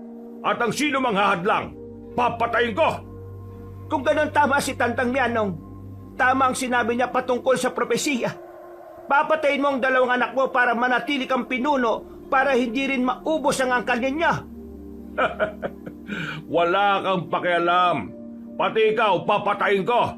Dahil alam kong pinipigilan mo ko sa gusto kong mangyari. Pwes, magkamatayan ako magkakamatayan! Hinawakan ng maigpit ni Aling Chita ang kanyang tabak. Kahit na alam niyang mas malakas at mas maliksi ang tabong awan, kinailangan niyang labanan ito para mabawi ang kanyang mga anak. Sa isang pagkisap ng mga mata niya, umatake sa kanya si Fabian. Sinalubong naman niya ito ng tabak at walang pagdadalawang isip na tinaga. Pero nagulat siya nang malamang hindi man lang nasugatan ng aswang.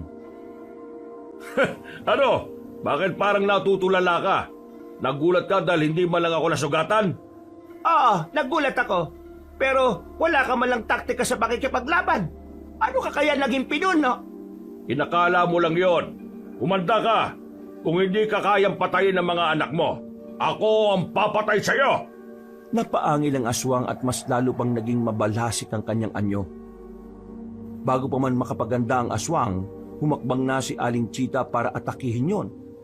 Itinaas niya ang kanyang kamay na may hawak na tabak.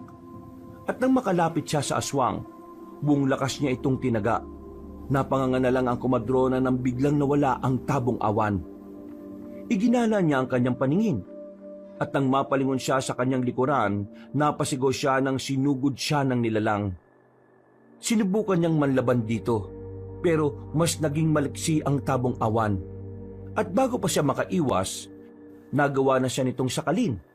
Nagpumiglas pa si Aling Chita, pero mas hinigpitan pa ng aswang ang pagkakasakal sa kanya. Walang ano-ano, buong lakas nitong ibinalibag ang komadrona, kaya nabitiwan ni Aling Chita ang kanyang tabak. Hindi tayo dapat na sumama sa tabong awan na yan. At bakit? Hindi mo ba maamin sa sarili mo na may dugo ka ring tabong awan? Hindi ako isang aswang. Ayaw kong matulad sa aswang na yan. Isa pa, hindi ko ipagpapalit si nanay sa kung anumang karangyaan na pinapangako ni Fabian. Hindi ako ganun kabobo. At ako, sa tingin mo, bobo, sasama ako sa kanya dahil alam kong doon ako nararapat. Oo, hindi nga aswang ang anyo mo, pero ang kakayahan mo, may sa aswang. Tama na, itigil na ninyo ang pagkikipaglaban sa isa't isa. Magkapatid kayo, magkakambal. Walang ibang kalaban dito kung hindi ang mismong ama ninyo. Tama si nanay. Ang totoong kalaban dito ay ang kinakampihan mo. Ika, sinaktan niya si nanay. At dyan palang malalaman mong posible rin niya tayong saktan. Maawa kayo sa sarili ninyo. Maawa kayo sa akin. Huwag na kayo mag-away. Aalis tayo rito. Hindi ako papayag na kunin kayo ng ama ninyo. Hindi na ipagpatuloy ni Aling Chita ang kanyang sasabihin. Biglang lumapag sa tabi niya si Fabian. Hinuwakan siya nito sa buhok at bagyang iniangat mula sa lupa ang kanyang ulo. Susugod na sana dito si Dicto, pero biglaan siyang sinakal ni Ika mula sa kanyang likuran.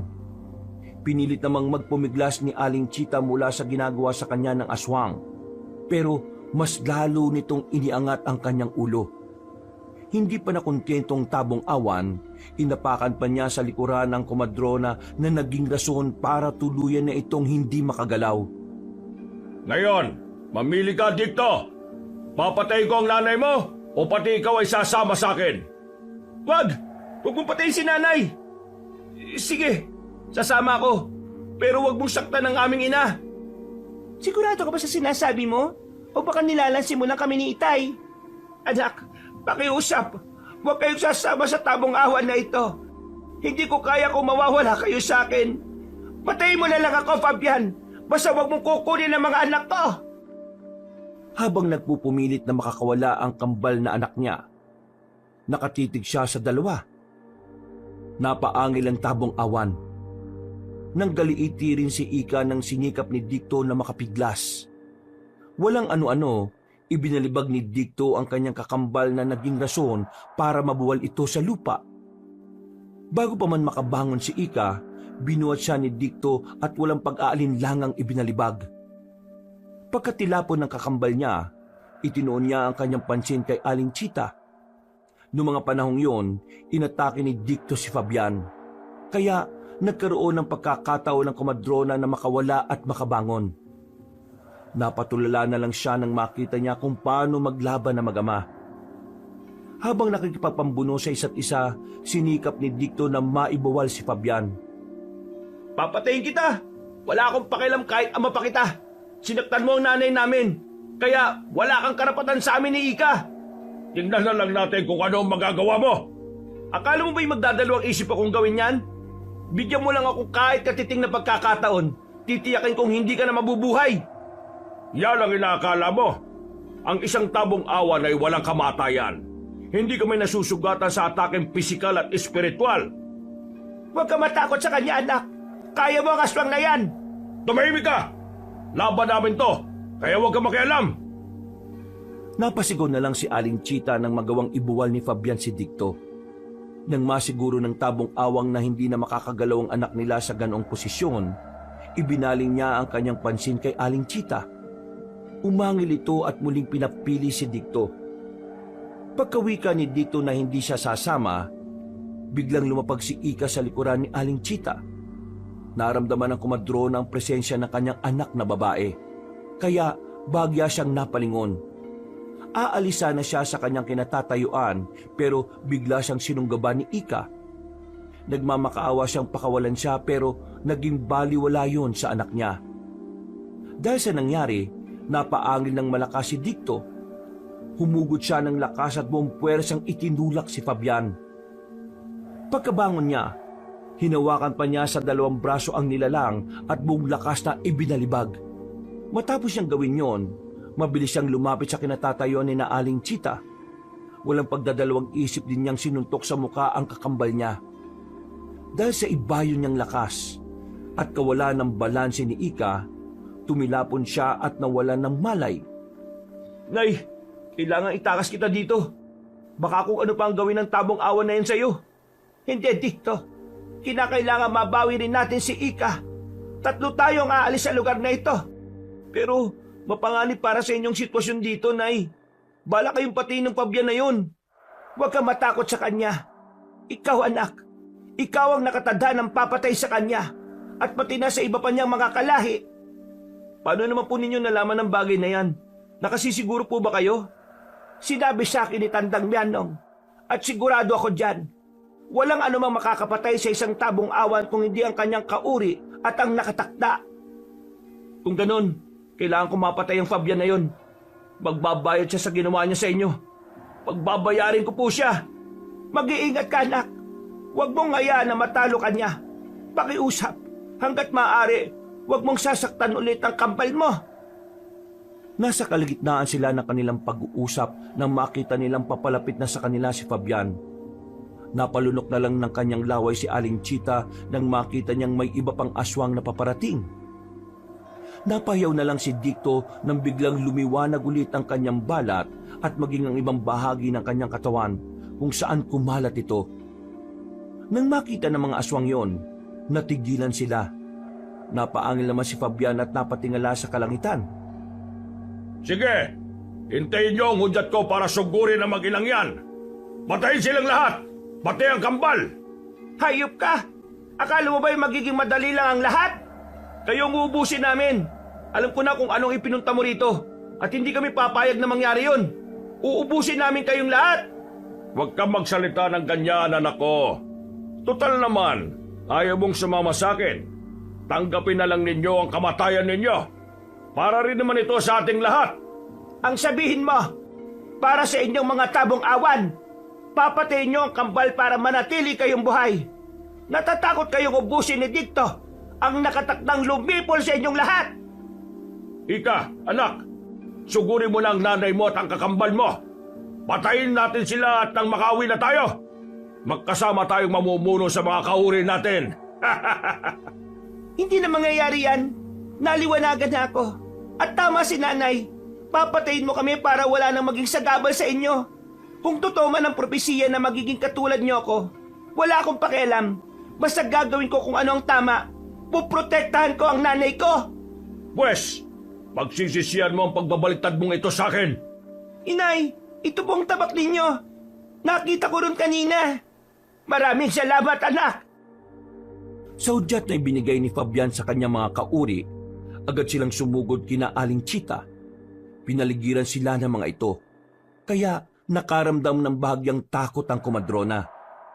Naganda naman sina Ika at Dikto sa kung anumang gagawin ng mga aswang. Walang ano-ano, may dalawang lumundag at lumapit sa kanila. Pagkakita naman ni Dikto, sinalubong niya ang mga ito at buong lakas na sinuntok sa tiyan.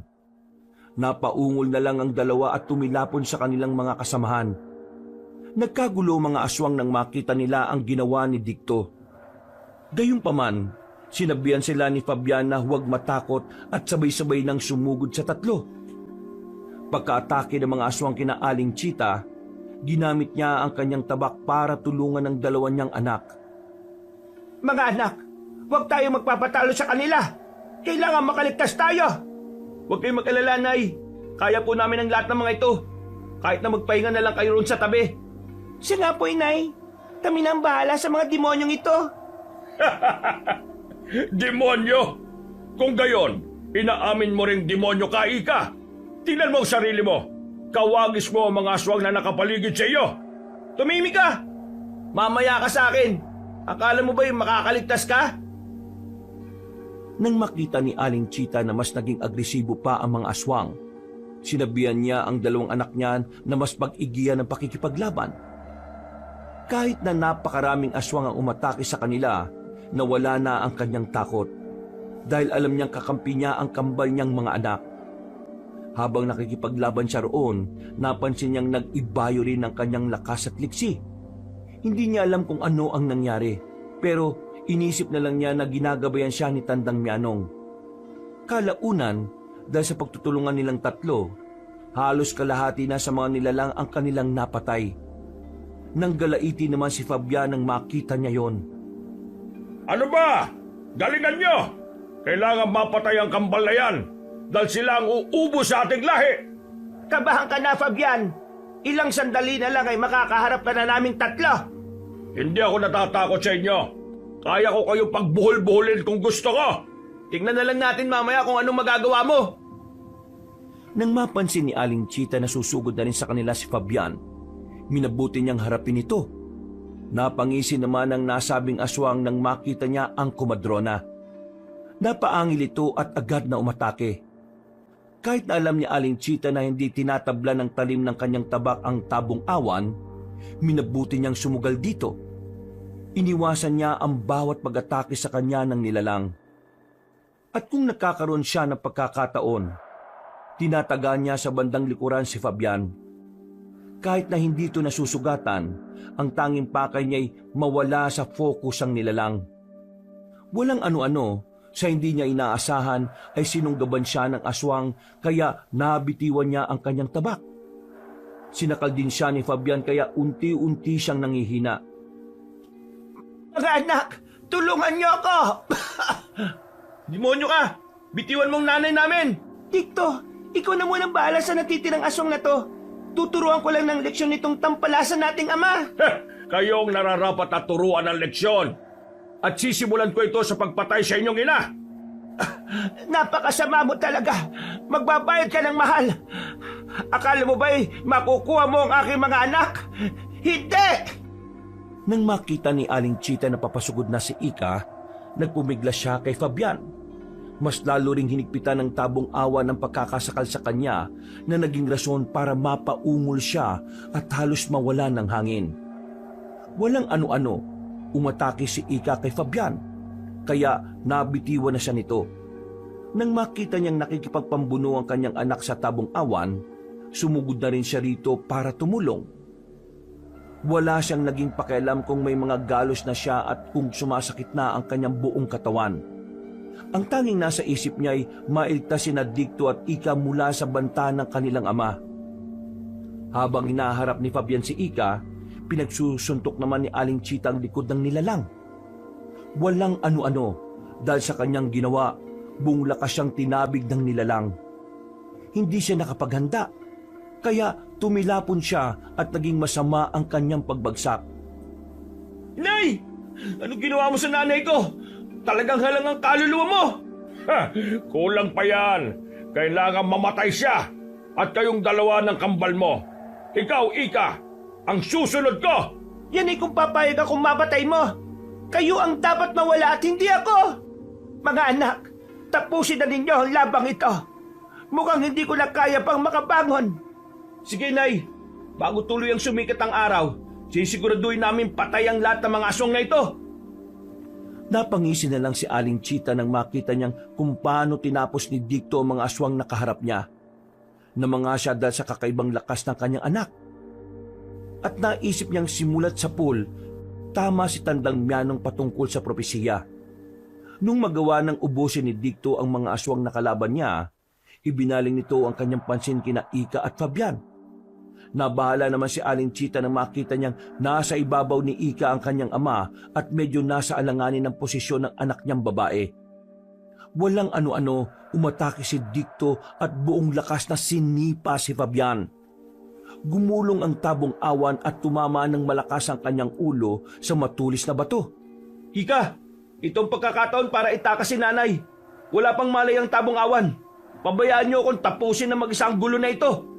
Hindi. Kailangan tulungan kita. Malakas ang aswang na yan. Baka hindi mo siya kayanin. Ako ang nasa propesiya. At kahit na ano man ang gawin ni Fabian, wala siyang kawala sa akin. Kahit ilang beses pa siyang magtago, magkakatagpo pa rin kaming dalawa.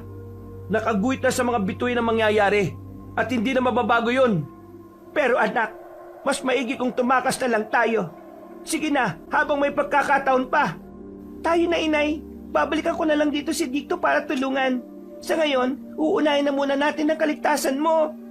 At saan naman kayo pupunta? Ha! Akala ba ninyo'y makakatakas kayo sa akin? Hindi! Mag-isa ka lang. Wala ka ng laban. Babaya mo kami makatakas. Dahil kung hindi, haharap ka sa iyong kamatayan. Hindi ko kayo hahayaang makatakas. Hindi ako papayag na tuluyang malipo ang lahi namin. Mamamatay kayong lahat! Dito mismo! Akmang susugod na si Fabian sa kanila nang biglang humakbang si Dicto para tumayo sa harapan ng kanyang ina't kapatid. Napaangil si Fabian at napakuyom ng kanyang palad. Mas naging mabalasik ang kanyang mga mata habang nakamasid sa tatlo. Bago mo saktan ulit si nanay, ako munang harapin mo. Sige na, Ika. Ilayo mo rito si nanay.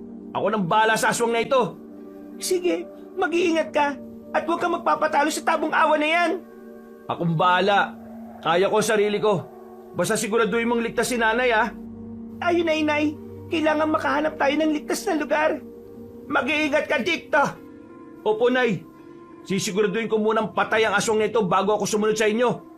Nagmamadaling umalis sina Aling Chita at Ika. Habang paalis, ilang beses pang napalingon ang kumadrona. Napadasal na lang siya sa kanyang isipan nang makita niya ang paglalaban ni Dicto at Fabian. Nang makita niyang kayang makipagsabayan si Dicto sa lakas at liksi ng kanyang ama, nakampante na si Aling Chita.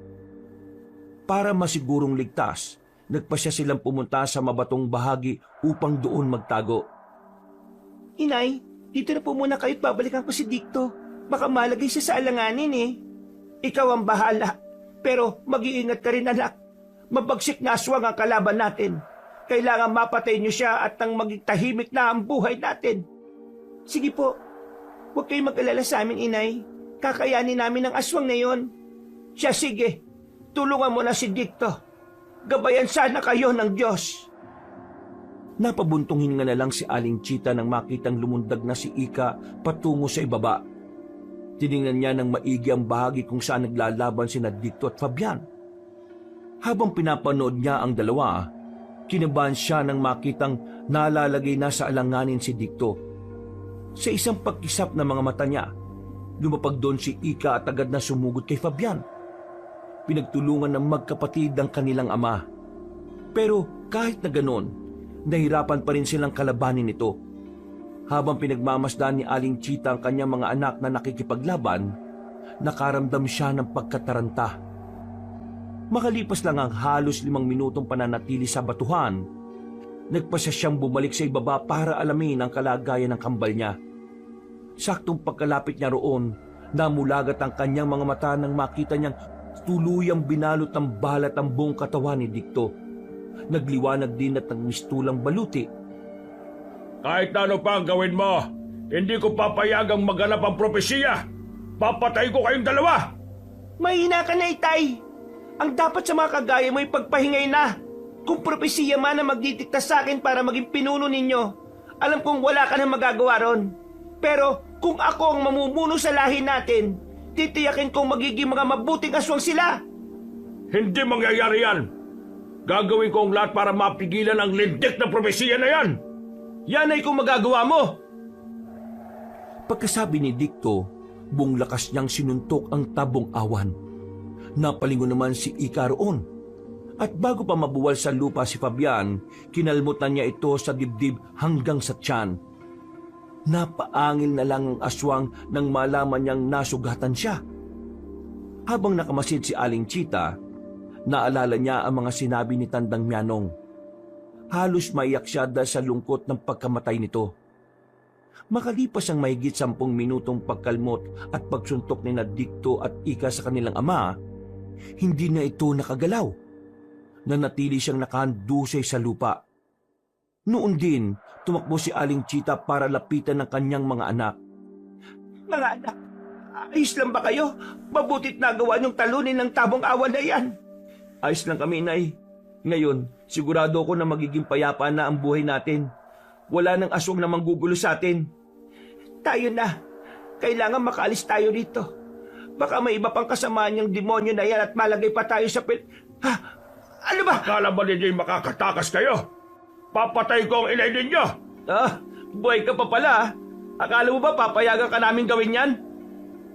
Noon din, buong lakas na inapakan ni Dicto ang kamay ng tabong awan na nakahawak sa paa ni Aling Chita. Napaungo lang nila lang. At nang akmang babangon pa sana ito, inapakan ni Ika ang kanyang likuran. Ngayon, sisiguraduhin namin na tuluyan ka ng mamamatay. Sige mga anak, ipakita niyo ang bagsik niyo dyan. Huwag niyong kawaan ng demonyo niyong ama. Hindi niyo ako mapapatay! Diyan ka nagkakamali. Akmang iibabawan sana ni Ika ang aswang, pero sumenya si Dicto na siya na ang bahala. Napatitig na lang sa kanya si Aling Chita habang inaabangan kung ano ang gagawin ng kanyang anak na lalaki. Walang ano-ano, binuhat ni Dicto ang tabong awan at buong lakas itong ibinalibag. Pagkabagsak ni Fabian sa lupa, nilundagan siya ni Ika upang ibabawan. Napaangil pa ang nilalang at sinubukan itong manlaban sa anak niyang babae. Sa hindi nila inaasahan, nakawala si Fabian. Nagmadali itong tumakas, kaya hinabol siya ni Dicto. Dahil sa angking bilis ng anak na lalaki ni Aling Chita, naabutan niya ang kanyang ama. Noon din, buong lakas nitong sinuntok ang tabong awan na naging rason para mapayuko ito.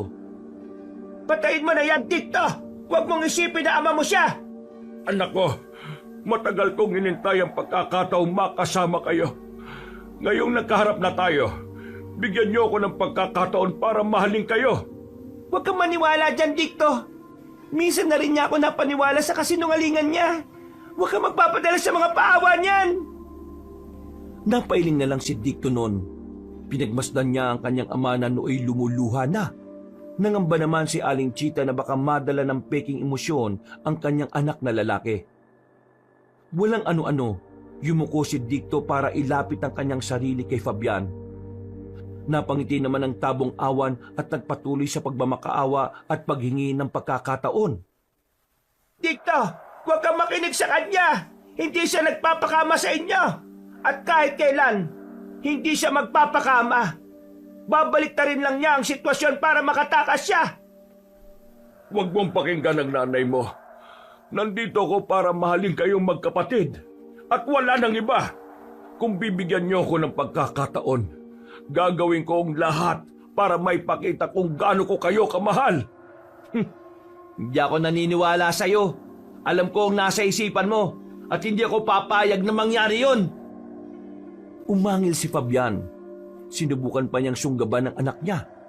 Pero bago niya magawa ito, buong lakas na siyang sinuntok ni Dicto. Noon din, muling ibinalibag ni Dicto ang ama nila. May kalakasan ang kanyang ginawa, kaya tumilapon yun sa batuhan.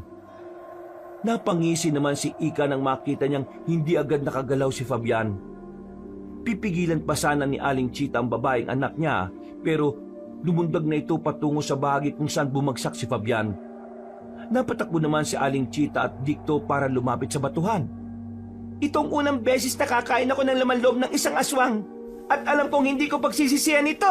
Sige, subukan mo at nang malaman mo kung ano mangyayari. Handa na ako, anak ko. Huwag mo akong tawaging anak. Hindi ka namin ama. Wala kang karapatang itawag sa akin yan. Kung ganon, ano pang hinihintay mo? Napangisi si Ika. Noon din, winakwak niya ang tiyan ng kanyang ama.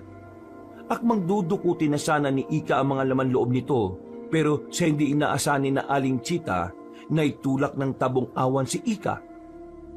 Napaatras at napalumpasay ang babae dahil doon. Susubukan pa sanang bumangon ni Fabian, pero inatake siya ni Dicto. Dinukot niya ang laman loob ng aswang. At nang makita niyang nanatiling buhay ang tabong awan, minabuti niyang iumpog sa bato ang ulo nito. Ilang beses niyang ginawa yon hanggang sa halos madurog na ang bungo ni Fabian.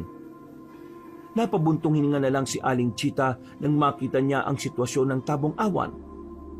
Hindi pa nakontento si Dicto at binali pa niya ang bawat buto ng kanyang ama. Dahil sa kakaibang lakas niya, naging madali para sa kanya na gawin yon. Nang masiguro niyang patay na si Fabian, kumalma siya at nawala na ang liwanag na bumabalot sa kanyang katawan. Tapos na ang labang ito. Magiging tahimik na rin ang buhay natin sa wakas. Oo nga po, Inay. Wala namang gugulo sa atin. Ano nangyari? Hindi na ba siya mabubuhay? Tingnan mo ang sitwasyon niya kung mabubuhay pa siya. Tama ang propesiya. Ang kadugo mismo ng tabong awang ang makakapatay sa kanila. At kayo yon. Akala ko nga po, mahirapan kami ng husto sa pakikipaglaban sa kanya eh. Ganun lang pala kadali siya kung patayin. Inay, patawad po kung hindi naging maganda ang tono ng pananalita ko kanina. Talagang naloko ko ng Fabian na yan eh. Ayos lang yon. Naintindihan naman kita, anak. Patawad din kung naglima ko sa inyo patungkol sa totoo niyong pagkatao. Wala pong problema, Nay. Alam naman namin na ginawa mo lang yun para pangalagaan kami mula sa aming ama. Eh paano na ngayon tayo? Patay na rin si Tandang Mianong. Saan na tayo pupunta ngayon? Ay, si Tandang Mianong nga pala. Kung aalis man tayo, aasikasuin muna natin ang kanyang bangkay. Kahit dyan man lang makabawi tayo sa kanya. Nang masiguro nilang hindi na mabubuhay si Fabian, nagpasya silang puntahan ng bangkay na matandang albularyo. Habang naglalakad, nakita ni Aling Chita ang tabak na ibinigay sa kanya ni Tandang Mianong. Kinuha niya ito at minabuting dalhin na lamang. Nang matagpuan nila ang walang buhay na katawan ng albularyo, inilibing nila ito ng maayos at siniguradong hindi yun mahuhukay ng kung anumang nilalang. Ngayong wala na ang mga aswang, pwede na tayo makapagsimula ulit. Magpasalamat tayo kay Tandang Mianong. Kung hindi dahil sa kanya baka tuluyan na kayong napatay ng inyong ama nung una pa lang na umalis tayo sa baryo. O nga po, Nay, kung di natin siya nakatagpo, baka nagkalat na lang ang mga bangkay natin sa kung saan ngayon. Demonyo talaga ang Fabian na yan. Munti ka na niya akong madala sa kanya mga salita, ah. Talagang napakasama niya. Pero hindi bale. Wala na siya. Ang problema na lang natin sa ngayon ay ang sitwasyon niyong dalawa. Wala naman po kayong dapat na ipag-alala, Nay. Kontrolado ko ang sarili ko. Lumalabas lang ang kakayahan ko kapag ginugusto ko. Ikaw, oo. Pero paano ang kakambal mo? Ayaw kong darating ang araw na tuluyan siyang lamunin ng pagiging aswang. Ayaw kong mangibabaw ang dugo ng isang tabong awang sa kanyang pagkatao. Huwag na ninyo akong intindihin, Nay. Kaya ko rin naman pong kontrolin ang sarili ko eh. Natuklasan ko na kung paano ko itatago ang pagiging aswang ko. Ako na lang ang maghanap ng lunas para sa karamdamang ito. Sigurado ka? Baka kailangan mong ipatingin sa albularyo. Maghanap tayo kung talagang kinakailangan. Opo, sigurado po ko, Inay. Huwag na po kayo mag-alala. Pagkatapos ng kanilang naging usapan, inihanda nila ang kanilang mga gamit. Nang makita ni Aling Chita ang maliit na baul ni Tandang Mianong na may lamang libreta, nagpasya siyang dalhin ito. Naisip niyang hindi lamang pagkukumadrona ang kanyang gagawin, kung hindi pag-aaralan na rin niya ang pagiging isang albularya. Umalis sila sa kubo ni Tandang Mianong at dumiretso sa kabilang baryo. Dahil marami ang mga albularyo roon, kampante na si Aling Chita na walang masamang mangyayari sa kanila. Nang naroon na sila, namuhay sila na mapayapa. Nagpatayo sila ng bahay sa lupang walang nagmamay-ari at nagtanim doon ng mga gulay na po pwede nilang ibenta. Makalipas ang 2 taon, Mga anak, medyo mahina na ang aking pangangatawan. Alam kong darating ang araw na mamamaalam na ako rito sa mundo. Gusto ko sana, bago ako mawala, magkaroon man lang kayo ng sarili niyong pamilya at ang malagay kayo sa tahimik. huwag kayong magsalita ng ganyan, Inay. Alam ko magtatagal pa kayo. Hindi namin kaya ni Ika na mawala kayo. Hindi natin kayang baliin ng kapalaran. Basta, handa na akong mamatay. Pero sana, bago mangyari yun matupad na ang aking hiling. Sige po, sisikapin ko pong magkaroon ng asawa at bigyan po kayo ng apo, Inay. Ako rin po, pero hindi po ako makakapangako. Wala rin kasing nanliligaw sa akin Basta, yan lang ang aking hiling, mga anak. Paglipas ng ilang taon, parehong nagkaroon ng pamilya sina Dicto at Ika. Walang paglagyan ng tuwa ni Aling Chita dahil doon. Kadalasan, habang nakaupo sa kanyang tomba-tomba, pinapanood niyang naglalaro ang kanyang mga apo. Napapangiti na lang siya at inaalala ang kabataan ng kambal niyang anak. Isang umaga, habang nakatitig sa silangan, nakaramdam siya ng kakaiba. Parang sobrang hina niya at nahihirapan siyang makahinga. Dahil dito, ipinatawag niya ang kanyang 2 anak at mga apo. Mga anak, mga apo, maraming salamat sa inyo at pinapasayan niyo ako sa bawat araw. Alagaan niyo ang inyong sarili at mahalin niyo ang isa't isa. Inay, ano ba yung pinagsasabi niyo? Siyempre, aalagaan namin ang aming sarili at aalagaan sa kapasasayahin ka namin. Mahal na mahal ka naming lahat. Tama si Dicto, Nay. Hindi na nga kami umalis dito dahil ayaw naming iwan ka. Ayaw namin na malulungkot ka. Maraming salamat sa inyo. Kayo naman, Isme, Cardo. Sana'y alagaan niyo ang aking mga anak at mahalin habang buhay. Masayang masaya ako dahil hanggang sa mga sandaling ito ay kasama ko kayo. Mahal na mahal ko kayong lahat. Napuno ng iyakan ng buong bahay. Tuluyan ng binawian ng buhay si Aling Chita. Napahagulgol ang kambal at napayakap sa kanilang ina. Sa kabila ng kanilang kalungkutan, nagpasalamat pa rin sila sa kanya dahil sa walang sawang pagmamahal na ibinigay niya sa kanila. Kahit na masakit para sa kanila, tinanggap nila ang naging kapalaran ni Aling Chita at inisip na lamang na magiging maligaya rin sa langit ang kanilang mahal na ina. Mga kabangers, mga kayanggaw, si Kabanang Puli, maraming salamat po sa pagsubaybay sa ating kwento ngayon. Sana po nagustuhan niyo po yung kwento natin ha. At siya nga pala, bago po ako magwakas, sana po pakiusap. Puntahan niyo rin po yung ating isa pang channel, ang ating channel na Pamela Clamil. Ayan, sana po ay panoorin niyo rin po, pakinggan yung mga video natin doon dahil nandoon po ako bilang si Lolo Pael. Ako po nagnanarit doon. Tapos minsan, ako rin bilang Kabanong. Magaganda po mga istorya doon. Kaya kung medyo nabitin po kayo at naghanap po kayo ng ibang kwento, isunod nyo po yung kwento natin doon sa Pamela Clamil. Okay? At wag mo nyo pong pakakalimutan ha, mag-subscribe rin po kayo doon kasi konti pa lang po mga subscriber doon eh. Mag-subscribe kayo, then siyempre mag-comment, mag-like. Mas maganda po, mag-share na rin po kayo. Alright po, maraming salamat po sa walang sawang pagsuporta. Ito po ulit si Kabanong nagsasabing God bless and we love you all. Wakas.